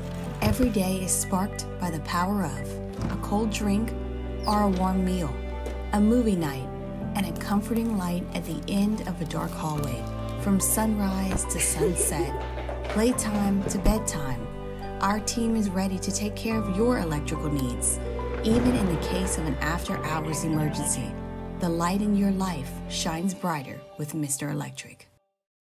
Hey, it's Matt Moscona. For years, you've heard me tell you about Insurance Network of Louisiana, helping you find better coverage for less money. But it's not just for your home and auto. They also offer commercial properties. So, retail stores, professional offices like doctors, dentists, attorneys, clothing boutiques. Insurance Network of Louisiana can find you better coverage for less money. They service the entire state of Louisiana, and they're local. So call today at 293-0450 or lainsurance.net. Jerry and Benny Payne began Central Plumbing Company out of their driveway in Tanglewood Subdivision. 50 years later and 4 generations down the road, we continue to serve Baton Rouge and the surrounding areas for all of their plumbing needs. Residential, commercial, industrial, or hospitality, Central Plumbing is here 24/7, 365. We want to thank our customers, family, and friends for 50 years of success. And looking forward to 50 more. It's the details that make the difference between good enough and simply the best. At Skag Power Equipment, the difference is in designing lawnmowers with your convenience and comfort in mind. At Skag, we believe that quality and substance matter, and that you'll appreciate the attention to detail and craftsmanship we put into every single product. Thick steel and heavy-duty components provide you with unmatched reliability and performance. The Iditarod's under fire a little bit, though, because 3 dogs died in this year's race. Yeah. After 5 years in a row of no dogs dying. Yeah. Hey. Really? Yeah. Were these all the dogs that were injured by them? No. There was the Moose dogs was in critical condition. I believe it's okay now. I'm not 100% sure on that. So not even a moose dog. No, 2 dogs collapsed on Monday and 1 on Tuesday. Yikes. Yeah. I mean, to be fair, you're running 10,000 miles in Well, maybe those dogs are just soft. in a week. Okay. Oof, yeah. All the other dogs were okay. All the other dogs were okay. Yeah, that's true. It's just cold. Even the ones that got messed up by the moose were okay. So yeah, it's just Darwinism. You got to think that like the person that's leading the race, the best one's going to have the most dog casualties because they're blazing the trail. Yeah, but Dallas's dogs didn't. Better condition. That's why he's the GOAT. Them dogs, yeah, that's why he's the GOAT. Exactly. The dog. He's the dog. I am the dog, the big bad dog. What do you think dogs do nowadays? What'd you say? Dog. Like the bounty hunter? Yeah. He's vibing. Where do you think he's in Hawaii I now? think he got married recently. What? What happened to Beth? She died. She died. Oh, Beth died? What? Yeah, she was sick. She died 3 years ago. It was a while back. Maybe longer than that. Damn. I didn't know that. I used to be obsessed with that show. It was a good show. Yeah. It was a good show. Let's see. When did Beth die? She died in 2019. Really? Okay. So yeah, he got married actually 2 years ago. So recently got married. All right. Well, he was in the news for something. That was a whirlwind of recently. He took up a case that, like a man. It was like that nobody else could solve, and they were like, "Give me." It the was one of dab. those man that were really popular. It was the one where they finally found out like the guy killed his girlfriend or something while they were hiking, the hiking right? in like but Utah they couldn't find the guy Yeah. or something like that. He was in Gabby Florida. something. Yeah, that Gabby one. something. Yep, And then that's the the guy one. was like, he was found in the wilderness. Yep. So he it was took like really up the popular. case. She and died then in, like- Dog was like, I'll handle it. Did he handle it? No. No No, chance. he Right? didn't. Absolutely that not. would have been He awesome did though if not. he'd stepped in and be like, "All right, guys, fine, I'll take the job. One last job," and then he solves it all. Shout out to the devil. Might be where he met his new wife. Shout out My High, drinkmyhigh.com. Big shout out. If those dogs had my high, I bet they would have been Are fine. you kidding me? That's what I'm saying. Yeah. Can you give a dog My High? I actually do know. Have you all people done that give their- research? give their Dude, a animals dog My can eat High. raw meat. Surely they can drink my high. No, I mean like our electrolytes. Are they good for like hydrating dogs the same way they do us? Absolutely. Hell yeah. Absolutely. Shout out Vice I'd President Rogers. Give your dogs a lot of My High. Dog's a bounty hunter. Been married 6 times now. What? Sheesh. Shout out I Beth don't- then. I don't see it. I mean, They got married in 2006, and she passed away in 2019. That's a good run. Looks like maybe his longest marriage. A couple of 11-year stints there. I mean, it's That's got to be his crazy. longest marriage if he's got 6. Well, okay. His first one, how 72 does to he have an 77. 11 and 11 and a 13-year No, marriage? How in the literally. world 72 is that to possible? How old is this 77, guy? 79 to 82, 71. 82 to 91, 91 to 02, 06 to 19, and now his I'd new say wife. 12 21. children. Pretty good runs with all of them, right? 12 children? I mean, that's what I'm saying. Yeah, for They real. got to be amicable. If you're with someone that long, Yeah. Mm-hmm. he's got to be an okay guy. I'd say great. I don't know. I don't know. I don't know if "gotta be" is correct in the way Might that you're be, using it. Might be. possibility. I Yeah. think "might gotta be" be a would be great probably guy. be where I There's a would chance. land. I mean, all 3 marriages, all 10 years plus, got to be a good guy. Sure. I He's guess. also got to Yeah, be I like mean, you know, 120. after marriage 71. number 6, Now- he's like, it's He's not me, 71. it's Now, them. that has to be correct. He has to be 120. All right. Thank you to Matt Flynn. Hour of Flesh Street in the books. Coming up next hour, we'll get to the Willie Gay signing. We got some college football news. Keep it locked. I'll do it. Off the Bench with Hester and T-Bob. Go to RejuveMeMedical.com. Restore me, refuel me, rejuve me. I would say that dog got to be on the tee. You know, like if there was ever someone that was doing hormone replacement therapy, Dog the Bounty Hunter probably one of them. That's how he's out here catching criminals at 70 years old with 3 decade-long marriages under his belt. If you want to fight the untreated effects of aging, okay, andropause, menopause, facial aging, mood and memory problems, weight gain, all that sort of stuff we always talk about, go into Rejuve Medical, get the free consultation where they draw your labs and see what your body is telling them they need. Maybe it's HRT, maybe it's semaglutide, maybe it's none of that. Maybe it's just like a B vitamin shot. Maybe it's not. They'll get it, your answers. Rejuve Medical. Go to the website, RejuveMedical.com. Get your consultation set up. Remember, there's locations throughout the state of Louisiana. New locations coming as well. Check those out on the website, RejuveMedical.com. Bayou Ford has the new inventory to get you in a new Ford truck or SUV today, or customize your next vehicle just the way you want it. All new Bayou Ford vehicles come with a 1 million mile powertrain warranty. The crew at Bayou Ford is going to do right by you. The Windsor Senior Living Community in Mandeville, Louisiana is a beautiful, vibrant apartment community geared toward seniors. They are nestled right in the heart of Mandeville, where seniors live a more carefree lifestyle in spacious apartments with the peace of mind that comes from having a little extra help. Call the Windsor at 985-624-8040 to schedule a lunch and tour. Come see how the Windsor can be your passport to peace of mind. Yo, Jake here from my friends over at Community Steel Company located in Gonzales, Louisiana. The local place you can turn to for all of your metal building needs. Notice I said local, not Houston, not Dallas, not Atlanta, but right here in Gonzales. Visit them at their brand new state-of-the-art website at communitysteelco.com or pick up the phone and give them a call today to answer all of your questions on your metal buildings, roofing and sheet metal, and any other steel needs you or your business need at 225-647-2020. I've been doing business with Luba for 25 years. They're dependable, trustworthy. It's just the attention to detail with our clients. Our folks have years and years of experience. They're highly trained professionals, but many companies have that asset. What I'd like to think makes Luba a bit different is that we use those talents in a way that truly is dedicated to serving the needs of the folks who depend on us. Dylan Cruz here to tell you about Six Rings Baseball and Softball Camp. If you live on the North Shore and play ball, go to Six Rings Camps with former LSU assistant coach Dan Canaveri. His knowledge is second to none, and your child will improve and have fun doing it. Camps were held at Coquille Park and Six Rings Academy in Covington with 4 sessions over the summer. Full day and morning only sessions are available from ages 7 to 13. Go to sixringsbaseball.com or call 985-206-9096. Learn the game to love the game. Breck teamed up to reimagine your parks, and you imagined big. With your help, we went to work, creating 12 beautiful community parks across the parish. A family-sized water park, miles and miles of trails, and parks just for your dogs.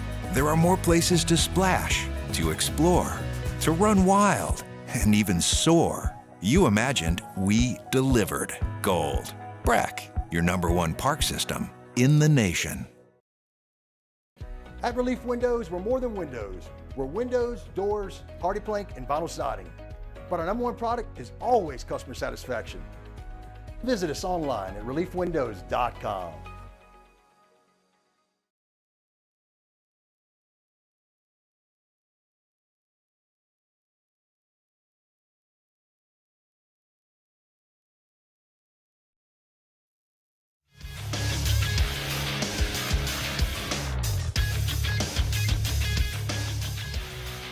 Good morning. It's 9 a.m. on Wednesday, March 13th. Today in Baton Rouge, expect rainy skies with a high of 77. In hour 3 of today's show, we'll talk about the latest free agency signing for the New Orleans Saints and some more news around the National Football League. If you missed hours 1 or 2 of the show, you can catch them in the on-demand section at 1045ESPN.com. You can also follow us on Twitter or Instagram at OTB_ESPN and watch us on YouTube at the 1045 ESPN channel. Hour number 3 of Off the Bench, live from the Mercedes-Benz of Baton Rouge studio, starts now. Let we go! All-Star Toyota presents Off the Bench with Jacob Hester and T-Bob Hebert. Yeah! Off the Bench with Hester and T-Bob. Hey, they said I got to come off the bench. All-Star Toyota presents Off the Bench with Hester and T-Bob. Yo, yo, yo.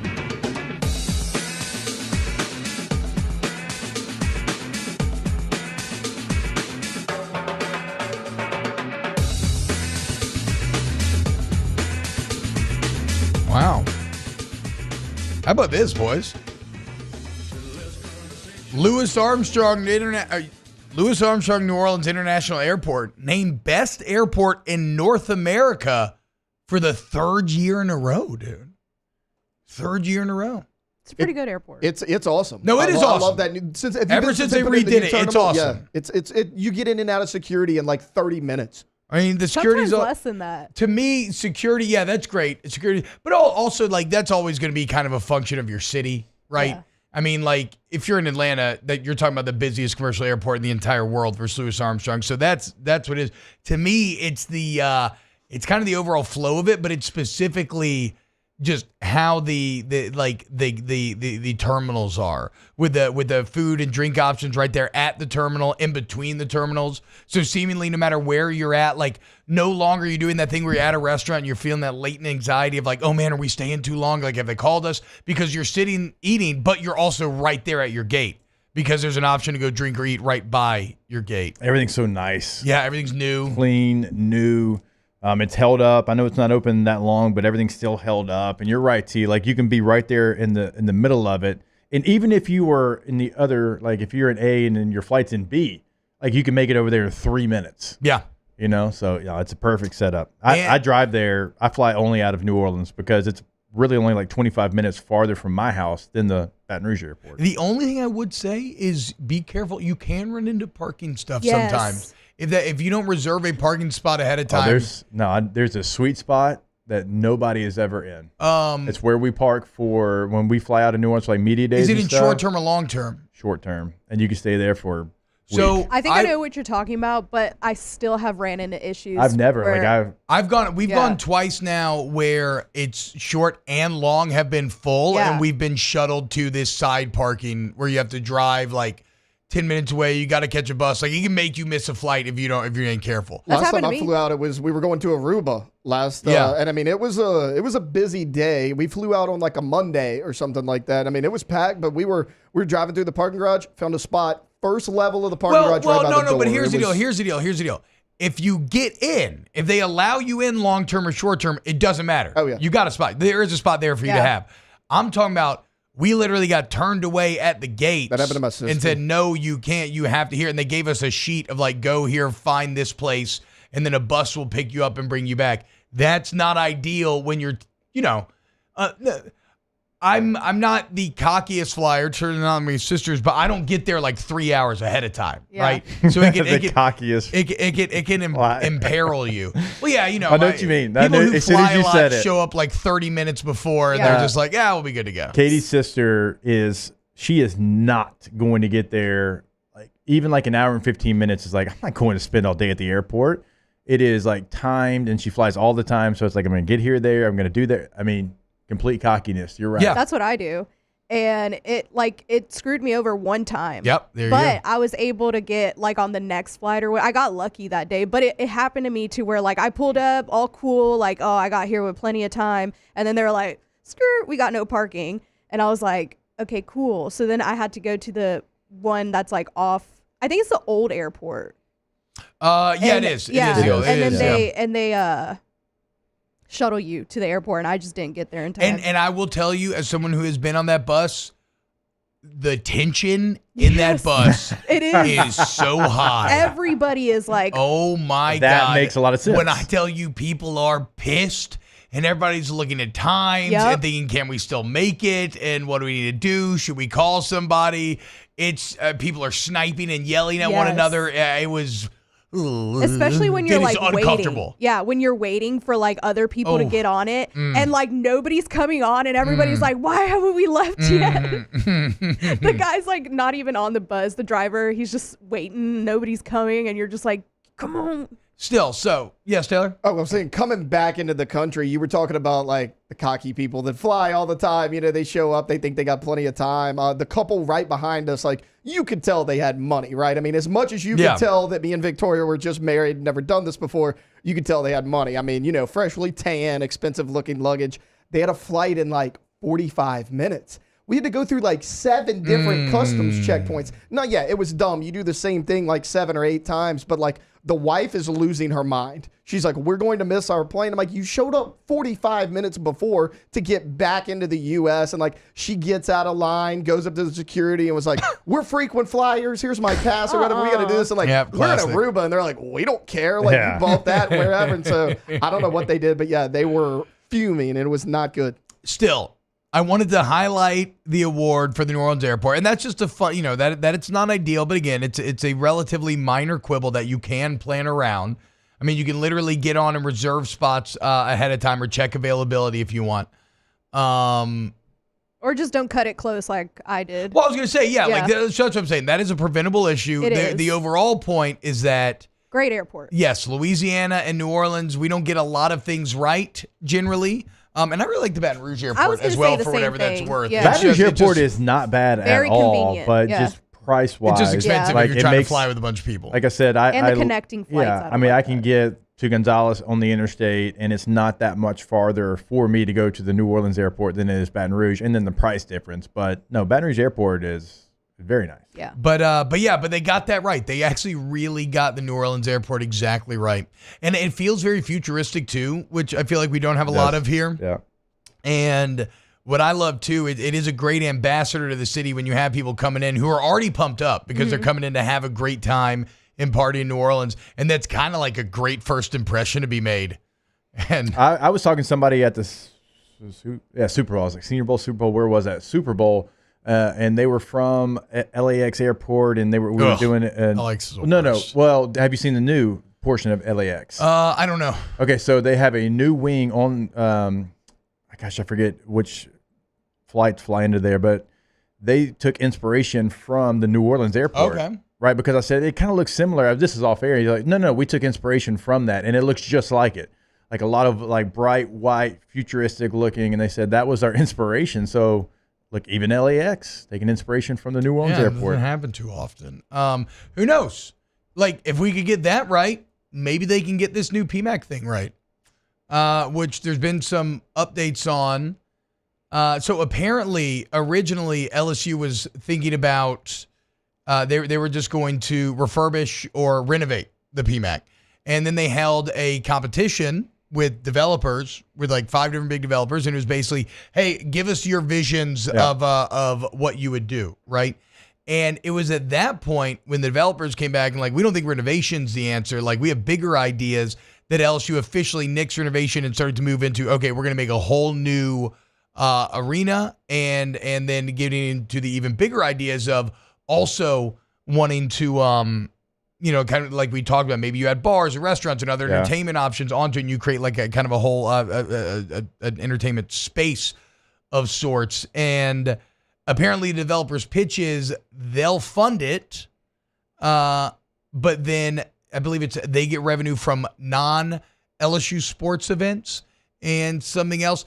But there's an ordinance that's going to be under consideration today, and this is what I'm going to be interested to see. They have to get the River Center to agree to not host, I believe it's concerts above 2,500 or 3,500 or 4,500, and then to not host sporting events above 8,500. Now, I think the idea in all this too is to make the River Center into more of a convention center, like you see.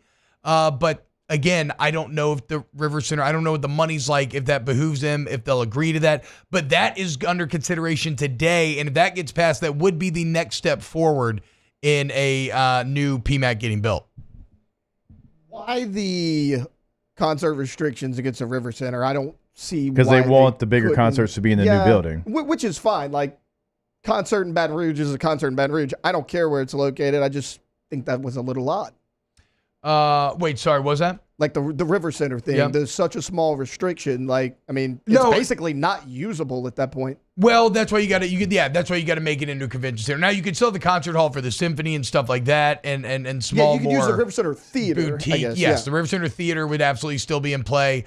But yeah, that would be kind of the end of it, right? Which is that, and it's because you don't want competition over who is going to. You don't want competition over trying to get these people to come play here, right? In these bids, and who's going to get this concert. Everybody needs to, like, if you're going to land the big names that you're doing all this to try to land in the big events, everybody has to be aligned, as Brian Kelly would say, right? Like, you have to be working in concert, and that's always the toughest part about all of this. I wonder what they would do, T, with the old PMAC. Now, we know the old building that Pistol Pete used to play in, they repurposed that, right? And they still use that to this day. Oh, Parker, right? Okay. That's where they used to play. Yeah. And so the PMAC prime location, as we talked about, you got Mike the Tiger's cage right there. Like, what would you still play sports in there? Would there be certain sports that would, gymnastics Does it become very like a popular? gymnastics Like, only could they just type completely deal? take that thing over and customize it how they want? Because they're a program that has the juice to be able to do so, and maybe volleyball plays in there as well. And it's not like a slight at gymnastics because they're awesome. It would be like, this is your building now. This is going to be whatever you want to do in there to make it the most friendly for your sport. That's interesting to think about because the location is undefeated there. It's prime. Location is I feel undefeated. like if you gave it up, then LSU, the school, would want to take that over because of it being where it's at. Mike the Tiger's cage right there, Tiger Stadium. Well, and you cannot have a just decrepit, unused building in the heart of your campus like that. So you have to do something with it. I will say this: we talked a lot about real estate of where all this new stuff could go. That LSU golf course off of Nicholson's looking pretty prime. Yeah, I mean, I parked there for the baseball game, and I'm just like looking around, like, why is this still? Yeah, because LSU golf doesn't even use that. They go to Bro, U Club. You can't. I know, right? we played on that for the alumni I was about to say, the women's golf team is not one of the best in the country because they play there. No, it's not exactly in the best of shape. So yeah, just right there. That's speaking of prime location, and you're off. You got Nicholson and River Road, so you would have ways in and out. Yeah. And I'm sure you'd come up with something. Like I use River Road all the time. If I'm going to a baseball game, softball game, football game, I go River Road because it's always clutch. Architects, I got a text. Architects, landscape architects, and their interior designers have the best job because their ideas spend your money. Think it's a big idea in. I don't know if it's ever going to happen. Not in my lifetime. I think it will. I mean, look, I think that is I think as we talked about last week, I think that is a completely understandable reaction to all of this. And if anybody who hears that gets upset by it and you're in a position of power, well, just understand it's nothing personal. It is how we have been conditioned by watching how this state operates a lot of times, which is why, though, I think the airport thing's interesting because that's an example of a massive project done right. And look at what an unparalleled success it has been. And so, maybe you can do something along those lines. The one thing I don't know, and granted, I think everybody's fully aware of this, but a lot of people are talking about the Moody Center in Austin and painting that as like the idea of like what you could be. It is still Austin, like it is still It's a bigger city. Yeah. All we need is like an Apple campus. Why don't we have an Apple campus? And then I don't know that you'll ever reach those heights, but certainly, like, who'd you go see in Lafayette last week, Alondra? Blake Shelton. That would be the thing, right? Why is that there instead of here? So Blake Shelton never came to Baton Rouge. Mm-mm. So he went to Lafayette and he went to Bossier, right? But he doesn't come to Baton Rouge. And like that's a problem. Jelly Roll is going to be in Lafayette, and he's going to be in New Orleans. There you go. So they're just skipping over Baton Rouge. Right. And everybody look, is. Lafayette, cool city. I understand why they're getting stuff for sure, but they shouldn't get stuff over Baton Rouge.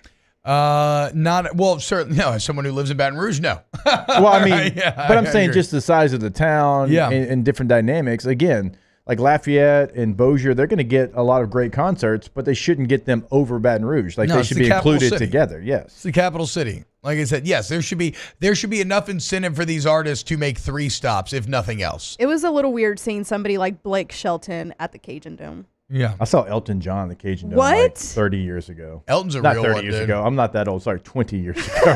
Yeah, I mean, look, the Cajun Dome gets big acts. It does. I took Victoria 4 or 5 years ago to see Carrie Underwood at the Cajun Dome. I mean, they get big name people over there. Yeah, Jelly Roll's huge right now. Yeah, it is. Yeah, Dirks Bentley's going to be there in June. Chill out, Taylor. Taylor's high. Is he like Dirks Bentley? You like Dirks Bentley? Taylor loves Dirks Bentley. Okay. I loves say I Dirks. love I'm Dirks, kidding. What does Dirks sing? Is he Redneck Yacht Club? No, remember we were playing that song the other day. What was it? Barbecue what was I Stank? thinking? No, what was That's I Tim thinking? McGraw, bro. I got a barbecue stain on my white t-shirt. What was I thinking? Yeah. That's Dirks. Okay. Said he was a beauty He's from got a lot of South songs. Alabama. No, he has some bangers. I mean, anybody who we're talking about in this way is definitely going to have some Yeah. hits. That's not. I just don't That's not the love point. having to drive an hour outside of the city. No. And it's either And way. then- right, exactly. New Orleans or That's- Lafayette. That's what got me last 2 weeks ago, whatever, when I went to go see Blake, is that I had to, after the show, I had to still come back an hour and so. Yeah, you got to work. Yeah. So this is still going to be like, this is still years away. This is going to happen 5 again years, next month, by the way. Maybe less, maybe more, probably more. But one step to look for today is whether or not this ordinance gets passed regarding the River Center. Remains to be seen. I think we need a new facility, building, arena, whatever you want to call it. We need something like that here. This is a city that has a lot to offer. I want to see more offered up, and that's from a lot of different angles. But like I was joking starting the show, one of your main drags as you go into this incredible campus, Nicholson Drive, has been a hot mess for a year. For a year, during football season, during baseball season, when you've got the most outside people coming into your city, the road that leads them into your incredible campus that you spent millions upon millions upon millions of dollars upgrading is trash. I mean, it's crazy, dude. Politicians love to talk about infrastructure during election season, and then you never actually see it. I mean, I guess the interstate's technically being widened right now. like all that's happening again. But T-Bob, I mean, a year for your main drag, like that's that corridor we're is overtime. yeah. This is a street. We're not talking about a side street off the beaten path.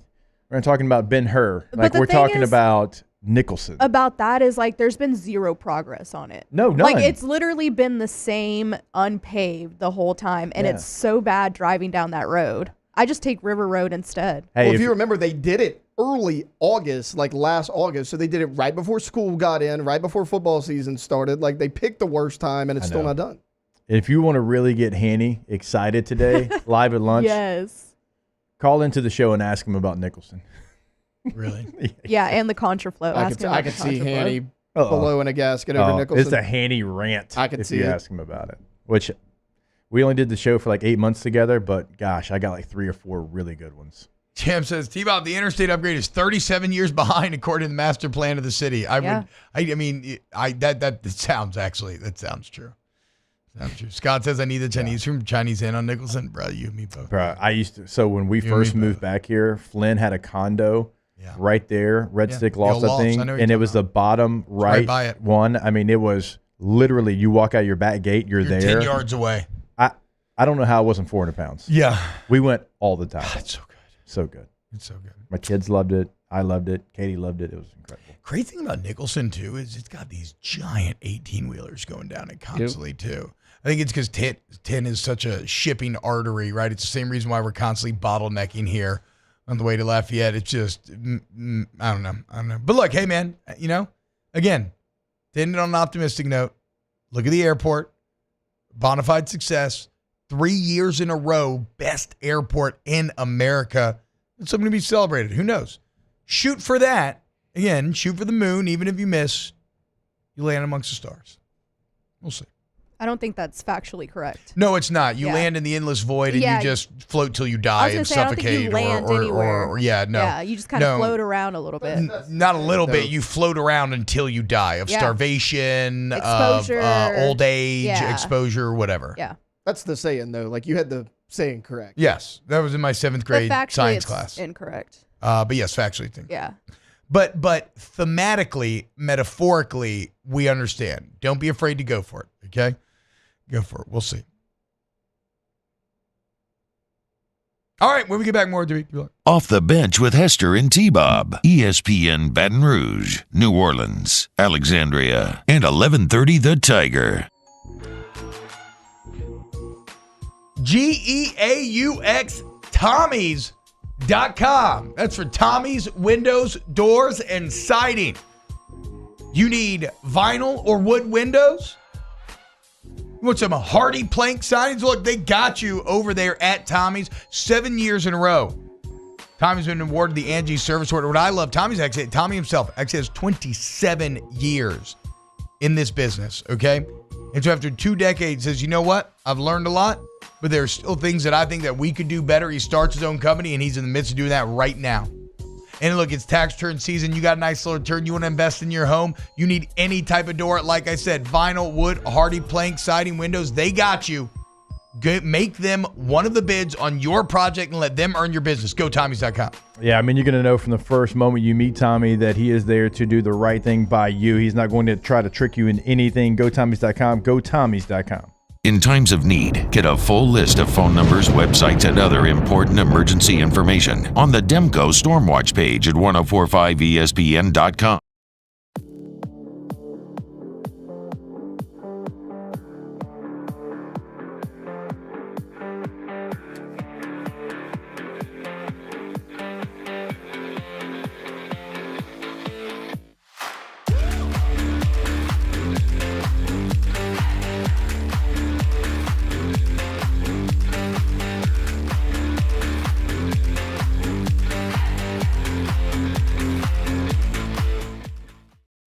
Electricity is all around us, and our families depend on it. Every day is sparked by the power of a cold drink or a warm meal, a movie night, and a comforting light at the end of a dark hallway. From sunrise to sunset, playtime to bedtime, our team is ready to take care of your electrical needs, even in the case of an after-hours emergency. The light in your life shines brighter with Mr. Electric. Jerry and Benny Payne began Central Plumbing Company out of their driveway in Tanglewood subdivision. 50 years later and 4 generations down the road, we continue to serve Baton Rouge and the surrounding areas for all of their plumbing needs. Residential, commercial, industrial, or hospitality, Central Plumbing is here 24/7, 365. We want to thank our customers, family, and friends for 50 years of success. And looking forward to 50 more.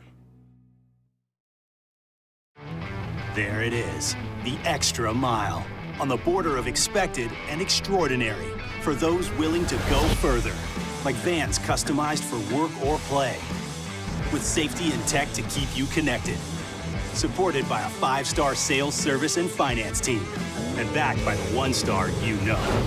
So go the extra mile. It's never crowded, because so few have what it takes to go there. Mercedes-Benz Vans.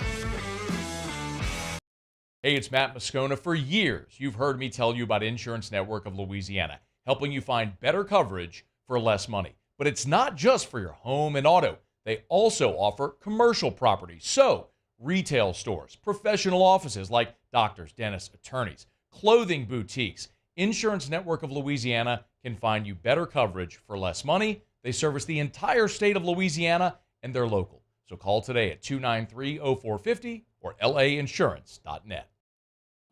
It's the details that make the difference between good enough and simply the best. At Skag Power Equipment, the difference is in designing lawnmowers with your convenience and comfort in mind. At Skag, we believe that quality and substance matter, and that you'll appreciate the attention to detail and craftsmanship we put into every single.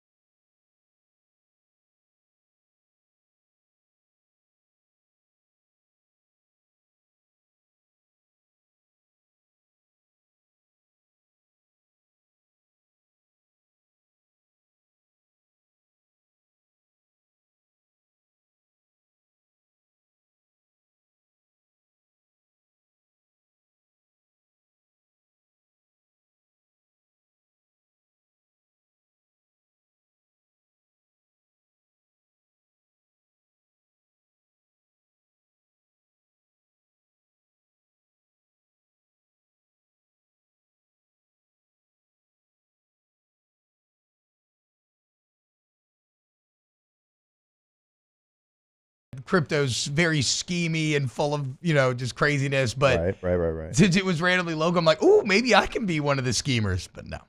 The crypto game never got me. No. Well, it's back.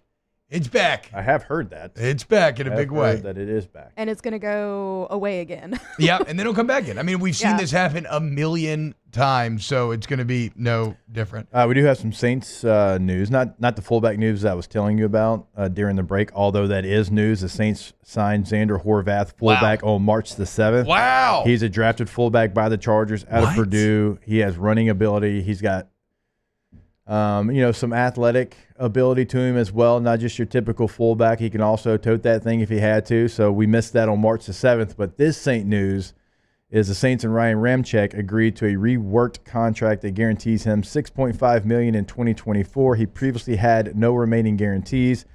Significant upside available on that contract as well. So Ramczyk's cap number was $27 million prior to this, but this deal will create cap savings for the New Orleans Saints. So, did they have to take some of that salary and convert it to a signing bonus that they didn't spread out over voidable years at the end?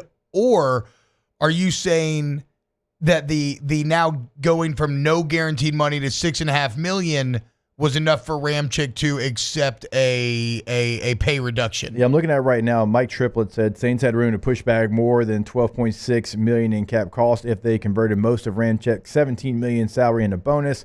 Checking to see if they reworked the deal in any other way. Okay. Ramczyk did have a $6.5 million injury guarantee that was set to become fully guaranteed on Friday. Okay, so they did what they always do. They take your salary, they convert it to a signing bonus, and they spread it out over voidable years at the end, which has led them over time to having an aging roster, but does allow you to operate in the short term. It's also led you over time to, paying some players that are no longer on your roster. However, the theory is that they're in small enough amounts that you deem it acceptable because the cap rises and it's just like a little tax, a little cost of doing business expense. So now you got Tyrann Mathieu locked up for 2 more years. Him actually taking a little less to finish here in the city. You love to see that. Tyrann's still good, even if he's, not maybe the best like he once was. But what Tyrann does bring on top of play is still excellent leadership. And right now that locker room needs it. And he did more than anything. He did play well. Yeah, he did play well. I'm not saying he's bad. No, I'm not saying he he's bad. Like Marcus May played bad. Yeah. Tyrann played well. And so, like Tyrann, it makes a lot of sense for New Orleans to keep him for what you're saying, T-Bob. The leadership is going to be there. So even if it goes down over the next 2 seasons, I think it's still going to be at a high enough level where you can justify it because of what he brings in the locker room, on the field. You got a young secondary too, right? You do. Like and if so Jordan Howard's going to be your guy, yeah, you need him in there. Even like Alontae Taylor and some of these young corners, Paulson Adebo, like they can learn. They can learn from a Tyrann Mathieu. Well, I think they have been. They have been, and that's one of the reasons why they've been successful. So, Tyrann, I think, lived up to the contract that he signed with the Saints. And I know that year they signed a bunch of guys that you're taking a little bit of a chance on because you weren't quite sure. Well, he was like really the one hit. The other guys aren't on the team anymore. So, Tyrann Mathieu here for 2 more years. You have Demario Davis, who has been reworked as well. So he is now here. He's going to be here for the foreseeable future as well, which, I mean, again, I love. You have not seen somehow, like, I'm not one of those guys when you have a cat like Demario Davis who you want to talk about leadership. I don't know. I mean, he's probably top 5 in the entire NFL in my book. And then you look at play, and he's probably like a top 5 inside linebacker in the entire NFL still at this age. What I'm getting at is with a guy like that, I'm not going to play I'd rather get rid of him 1 year early than 1 year late game. Like, I will let that guy prove to me that he's lost it or that Father Time has finally got him before I'm going to move on because Demario Davis just continues to show up every single Sunday and give you everything that he can, even with, as we saw last year, even when he's sometimes going through such intense stuff off the field. When his daughter was dealing with the seizures and everything, what did he do? He showed up. He had his best game yet, and then he used that platform to advocate, send a good message. I love that man. So I love Davis being locked up. I love Mathieu being locked up. And for Ramczyk, this is we are entering final gasp territory here, and you need Ramczyk to work from like a team building standpoint, right? Because otherwise, you still have not adequately replaced Teron Armstead, obviously, and the Penny thing blew up. And so if all of a sudden you have to go get another tackle, that's not going to be ideal. So a conservative offseason for the Saints continues. And it remains. I mean, what about Willie Gay? Willie Gay signed yesterday. Does that do anything for anybody? Linebacker for the Chiefs, first 4 years, won a couple Super Bowls. Yeah, so he's a player that's going to help you in the run game. He's a 2-down linebacker. That's what he is. He's first and second down. You look at Pro Football Focus, run grade 71.3%, coverage grade 38.9%. And his tape shows that. And that's okay. That's okay. Like that, he's a thumper. That's what he is. He is there to be a physical presence in the run game. And you start to look at, okay, you got Demario Davis, now you got Willie Gay, and like who is going to be maybe your sub package? Is that going to continue to be? You're going to go nickel anyway, right? Yeah, and like, right. I mean, not a lot of times, would he be in there? But he does add a skill set. That is what he is going to bring. He's going to bring a physicality to the middle of your defense. And so he's an interesting player because that's all we've really seen from him in his career. I don't know that he can help you on sub downs. But again, like you mentioned, like you're going to change personnel anyway. Yeah. And then, Davis still going to be getting after that quarterback, man. It's one of the ways I don't want to see Harold Perkins used next year, how the Saints used Demario Davis. I mean, Harold Perkins I feel like Blake Baker knows this better than anybody. And if you look at Blake Baker inside linebacker sack numbers, he's proven that he can get production out of that position in that way. But like just because Perk's moving back to the middle does not mean he can't have impact rushing the passer. Look no further than Demario Davis. Probably one of my top 5 favorite Saints plays last year. I can't remember what game it was though, but old boy tried to cut Demario Davis, and he hit like a werewolf leaping run where he lands on his hands, and then he like lopes over him and then still gets the quarterback. for the sack. Just an absolute freak. So what do we think this does for Warner at the linebacker position? I don't really know what that role is going to look like. He's going to give you a better athlete on the field than Willie Gay, but does that change his playing time? I don't know, to be honest. I mean, I know he's had some injuries. He's played well when he's been on the field. Yeah. But now that gives you kind of three linebackers, and maybe this is a replacement, not one for one, but Zach Bond, he had a role, even though you played him in the wrong position for a long time. Like, you lose him in free agency, he goes to Philadelphia, so maybe you're trying to bring him, Willie Gay, in, because it's only a one-year deal. Yeah. So maybe it's a 1 year, let's see how it works out type deal. A guy who's won Super Bowls, he's been in the middle of some really good defenses, because I still think Pete Warner's a good football player that can help you win healthy. I still wonder what happened to Quan Alexander in the Saints. Seems like that was going to be a good thing. I don't know. All right. Malcolm Roach also signed. I don't know if we hit that. He signed with the Denver Broncos, 2 years, $7 million. So you lose a free agent there. I don't love that. I feel like Roach was actually really solid for the Saints in the middle. But then again, more Brazil is what we want to see. All right, when we get back here on OTB, keep it rolling, keep it locked. OTB 104.5 ESPN. Off the bench with Hester and T-Bob. K to Z window coverings, KTOZ blinds.com. You need window coverings that wow.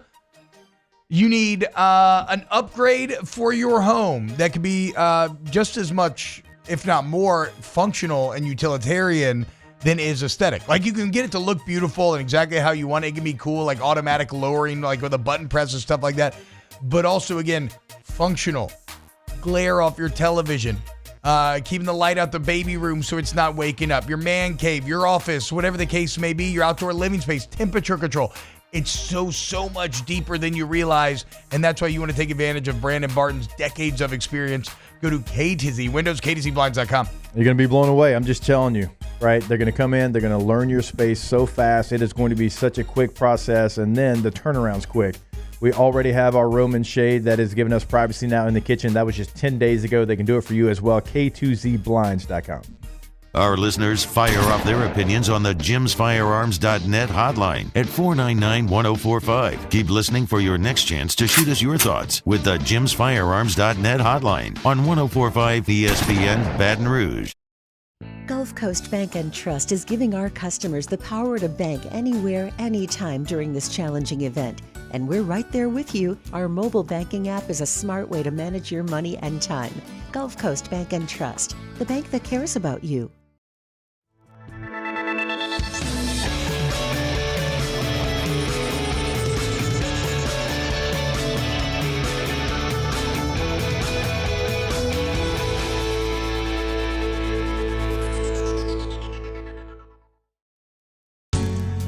It was a humid day,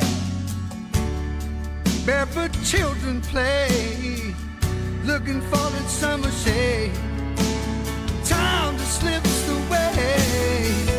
Oh, Louisiana, some kind of hold on me. Like cypress stumps, your roots are planted deep inside of me. Dylan Cruz here to tell you about Six Rings Baseball and Softball Camp. If you live on the North Shore and play ball, go to Six Rings Camps with former LSU assistant coach Dan Canaveri. His knowledge is second to none, and your child will improve and have fun doing it. Camps are held at Coquille Park and Six Rings Academy in Covington with 4 sessions over the summer. Full day and morning only sessions are available from ages 7 to 13. Go to sixringsbaseball.com or call 985-206-9096. Learn the game to love the game. Yo, Jake here from my friends over at Community Steel Company located in Gonzales, Louisiana. The local place you can turn to for all of your metal building needs. Notice I said local, not Houston, not Dallas, not Atlanta, but right here in Gonzales. Visit them at their brand new state-of-the-art website at communitysteelco.com or pick up the phone and give them a call today to answer all of your questions on your metal buildings, roofing and sheet metal, and any other steel needs you or your business need at 225-647-2020. I've been doing business with Luba for 25 years. They're dependable, trustworthy. It's just the attention to detail with our clients. Our folks have years and years of experience. They're highly trained professionals. But many companies have that asset. What I'd like to think makes Luba a bit different is that we use those talents in a way that truly is dedicated to serving the needs of the folks who depend on us. There it is, the extra mile, on the border of expected and extraordinary, for those willing to go further, like vans customized for work or play, with safety and tech to keep you connected. Supported by a 5-star sales, service, and finance team. And backed by the 1-star you know. That the Vikings are thinking about trading Justin Jefferson to the Cincinnati Bengals? So, yeah, that is the latest rumor. That is the latest rumor that potentially it could be T. Higgins, a first-round pick, and maybe some change for Justin Jefferson to go to Cincinnati and reunite with Chase and Burrow. Damn, dude. That be actually insane. And you know, and just hearing it though, it does make sense for both parties, right? Jefferson doesn't have a quarterback. He's probably been unhappy there. He's about to need to be re-signed to a really big deal. And if you're in Minnesota, you're like, well, do we want to do that? Like, that's the thing about wide receiver. It is now a super highly valued position, and gone are the days where we thought you can't pay a wide receiver and win. We know that you can. Look at like the impact like a Tyreek Hill's had in Miami, et cetera. Like, just look around the league, how much a receiver can matter. But you still need a good quarterback for it to really matter. And so if you're Minnesota, you got to do the hard math of like, does a first-round pick and a T. Higgins represent more as we kind of figure out what our next steps are going to be, because all of a sudden we don't have a signal caller. The weird part of that is for Kevin O'Connell, right? Because because you're like kind of actively making your team worse in the short term to try to benefit you in the long term. And that's a tough place to be, I think, as a head coach, where you need to win. And then it also makes sense because T. Higgins wants out of Cincinnati. And if you're the Bengals, first-round picks are awesome. But if you're telling me, and it would almost be like, and I would think that, you know, you would have a long-term deal basically already kind of hammered out, or you would, with the expectation you will sign Jets to a long-term deal. You're telling me you can get Justin Jefferson, maybe the best receiver in the NFL, in his prime, and he's going to be there for a while? Like, that feels like it's worth a first-round pick to me. I mean, it's the Family Guy boat thing, you know? The first-round pick could be the best receiver. You know, the best receiver in the NFL is the best receiver, but the first-round pick could be anything, even the best receiver. It's more expensive, but that makes sense. Yeah, I could actually see it. It'd be great for the Bengals. Now we just need Joey B to stay healthy and watch these boys roll. I mean, if you're going to select you're going to select a receiver. I've seen Brian Thomas has been somebody that's been mocked to the Bengals. If you're going to select one anyways, you realize T. Higgins, he wanted a long-term contract. You didn't get it done, so you franchise him. Okay, so he's unhappy. He wants a trade. And if you were going to select a position already, and you're telling me I can get the best receiver in the NFL in Justin Jefferson, and I can get him for a player that wants out of town and a first-round pick that's a little bit of an unknown, I absolutely take that chance. And then if I'm the Vikings, so I'm saying there's no bust potential with Jets. Right, and if I'm the Vikings, I get a receiver that's not the same, but he's a good receiver. Yeah. And then I get a first-round pick to maybe draft a quarterback, because they're 11, if I'm not mistaken. So they're at 11. If they get that draft pick from the Bengals, you package those together, you can get up to the top 5. You could move up, yeah. And you can select your quarterback. So I get T. Higgins, and I get my quarterback of the future for Justin Jefferson. Justin Jefferson hurts to lose, but there's no other way I can really get up that high, then you got to do it. It's a classic. It's so weird how the NFL can force you into some tough decision spots. Because, again, the initial reaction to hearing that from the Minnesota side is like, what the hell? Why do we do that? But then when you talk it out, it kind of makes sense. Oh, Pat Fluid says the Vikings just said it ain't happening.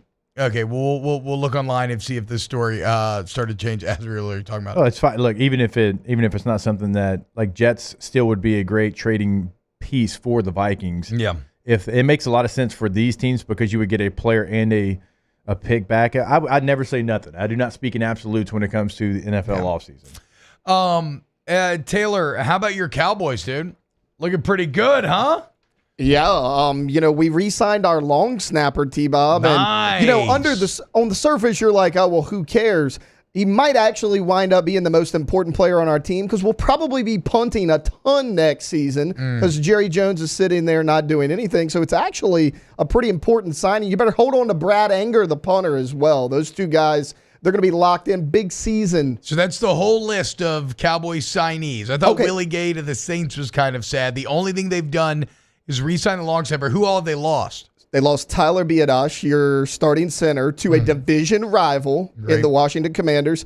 You lost Tony Pollard, which that's fine. Tony Pollard's not an every down running back. I mean, we kind of saw that this year. You're going to repay. You weren't going to pay him that much. But again, you're losing all these guys. I get it. You can't hold on to them. You can't pay everybody.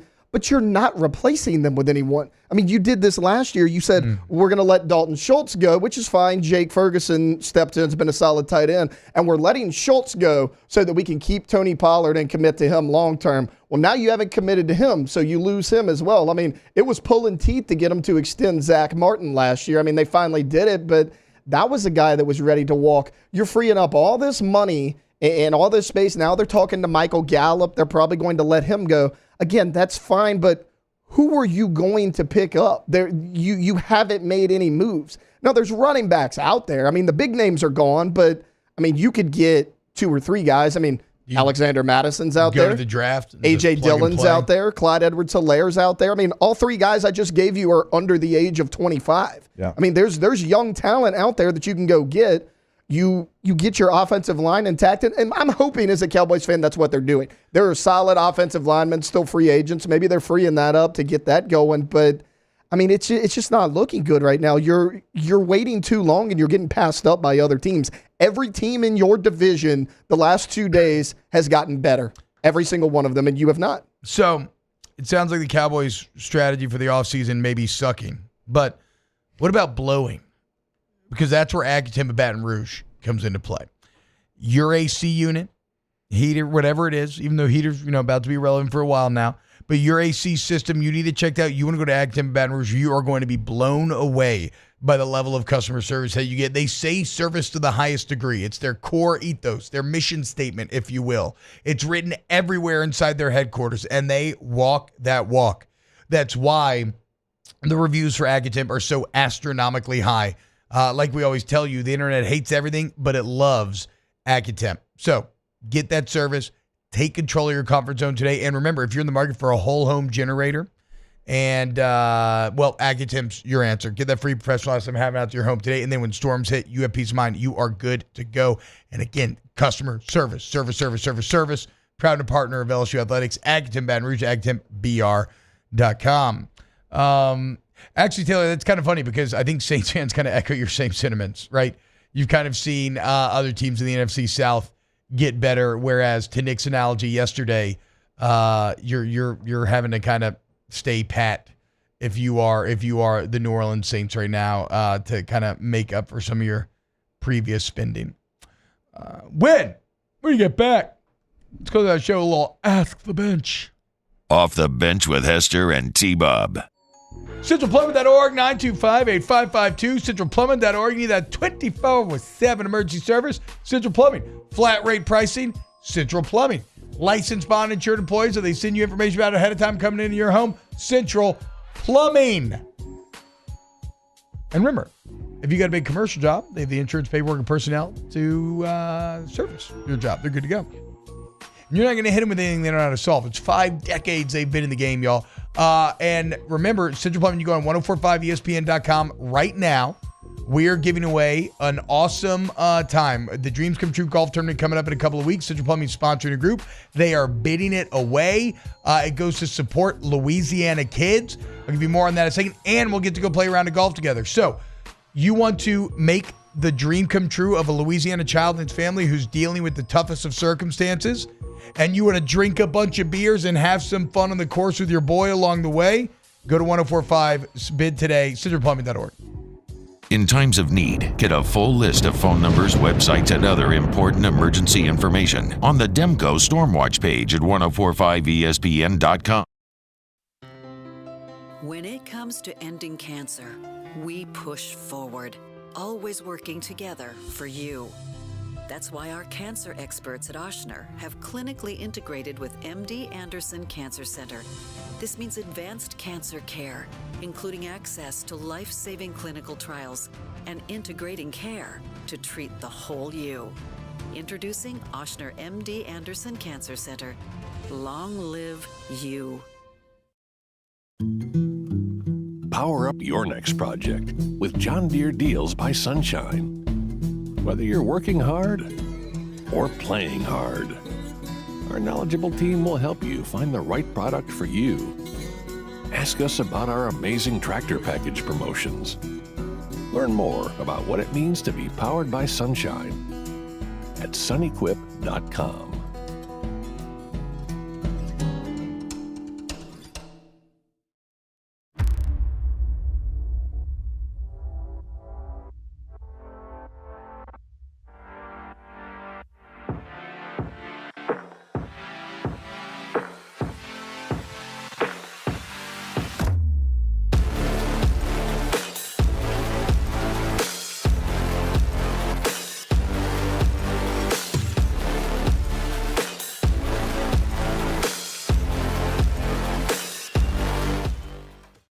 Hey, it's Matt Moscona. For years, you've heard me tell you about Insurance Network of Louisiana, helping you find better coverage for less money. But it's not just for your home and auto. They also offer commercial property. So, retail stores, professional offices like doctors, dentists, attorneys, clothing boutiques. Insurance Network of Louisiana can find you better coverage for less money. They service the entire state of Louisiana, and they're local. So call today at 293-0450 or lainsurance.net.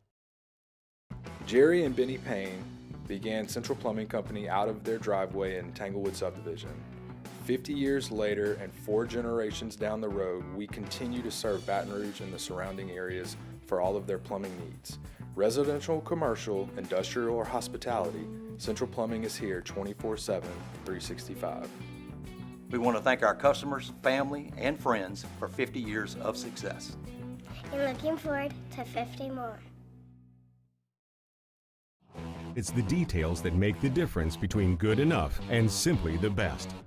At Skag Power Equipment, the difference is in designing lawnmowers with your convenience and comfort in mind. At Skag, we believe that quality and substance matter, and that you'll appreciate the attention to detail and craftsmanship we put into every.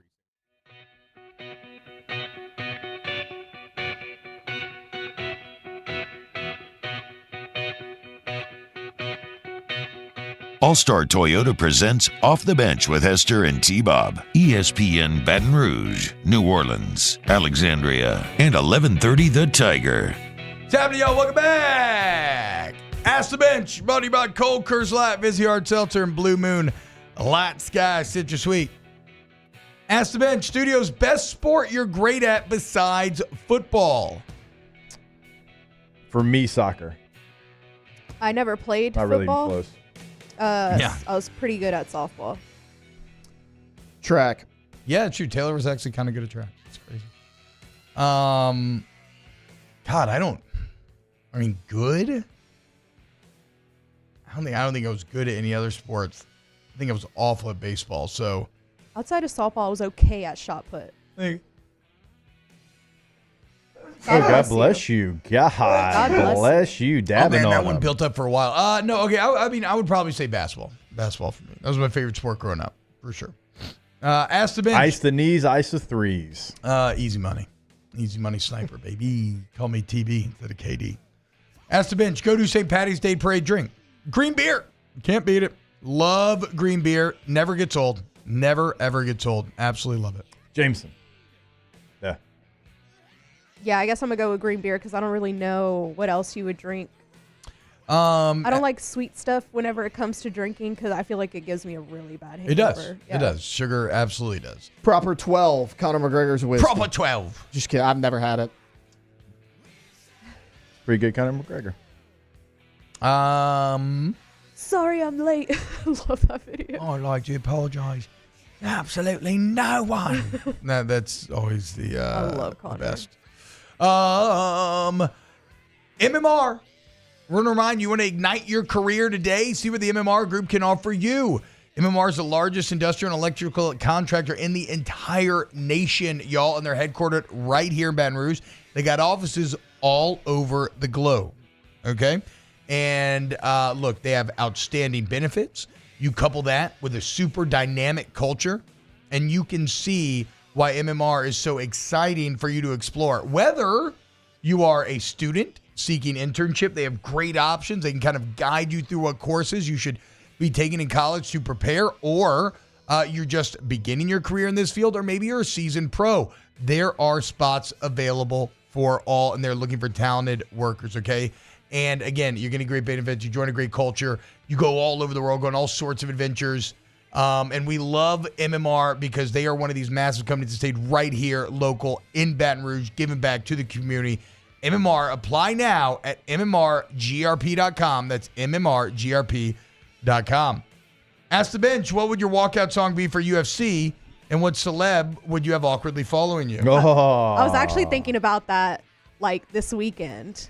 Really? Yes, because Jack Della Maddalena came out to TNT by AC/DC. A lot of syllables. And I thought that was like literally the best walkout song of the night. So, TNT? yeah, I think I would do Highway to Hell. Shout out JDM for that idea. I've always been a When the Levee Breaks guy. When the By Levee Led Breaks Zeppelin. is pretty badass. That was my Inner pregame Sandman, song. Metallica. Yeah. For Good sure. one. I'd go that one. I did find it He very... broke- Sorry. No, go ahead. No, he broke his arm in that fight, and I didn't even know until this morning. Donna Melicana. Della Maddalena, yeah. You nailed it. I've always thought that when Tyson Fury, the Deontay Wilder second fight, when he walked out to, was it Crazy? Or it's like that like kind of slower song. That was pretty intimidating. yeah. But that takes like a real, Yeah. and he was like carried Sean- on That the takes a throne. Tyson Fury. Sean Jordan used to do Johnny Cash. God's gonna cut you down. Also saw Now Garza Oh, that's did. good. Or was it Hurt? Either way, both play in this. I'd have Sean Astin following me. Yeah, of course you would. I would play Sabotage and have the remaining Yes. members of Beastie Boys leave me out. Yes. I think I'd ask... I'd have Mike D right up there in the front. I'd be dressed as a hobbit too. Isn't he the one that died? Oh, no, MCA died. Yeah. I'd ask... Ad Rock and Mike D still alive. But yeah, the fact that you know the members of Beastie Boys, just a check mark for you, Alondra. Thank you. I think I'd ask Jake, T-Bob, and Taylor to walk me out. Yeah. Yeah. Oh yeah. Yep. The OT No, not crew. Taylor. Not Taylor. Not just Taylor, Jake though, and T-Bob. Yeah. Oh, There we cool. go. Hell yeah. Thanks, T-Bob. All right, y'all have a great door. We love you. We will see. Great door. Have a great day. We love you. We will see you tomorrow. Off the Bench with Hester and T-Bob. The Windsor Senior Living Community in Mandeville, Louisiana is a beautiful, vibrant apartment community geared toward seniors. They are nestled right in the heart of Mandeville, where seniors live a more carefree lifestyle in spacious apartments with the peace of mind that comes from having a little extra help. Call the Windsor at 985-624-8040 to schedule a lunch and tour. Come see how the Windsor can be your passport to peace of mind. I've been doing business with Luba for 25 years. They're dependable, trustworthy. It's just the attention to detail with our clients. Our folks have years and years of experience. They're highly trained professionals. But many companies have that asset. What I'd like to think makes Luba a bit different is that we use those talents in a way that truly is dedicated to serving the needs of the folks who depend on us. Dylan Cruz here to tell you about Six Rings Baseball and Softball Camp. If you live on the North Shore and play ball, go to Six Rings Camps with former LSU assistant coach Dan Canaveri. His knowledge is second to none, and your child will improve and have fun doing it. Camps were held at Coquille Park and Six Rings Academy in Covington with 4 sessions over the summer. Full day and morning only sessions are available from ages 7 to 13. Go to sixringsbaseball.com or call 985-206-9096. Learn the game to love the game. BRAC teamed up to reimagine your parks, and you imagined big. With your help, we went to work, creating 12 beautiful community parks across the parish. A family-sized water park, miles and miles of trails, and parks just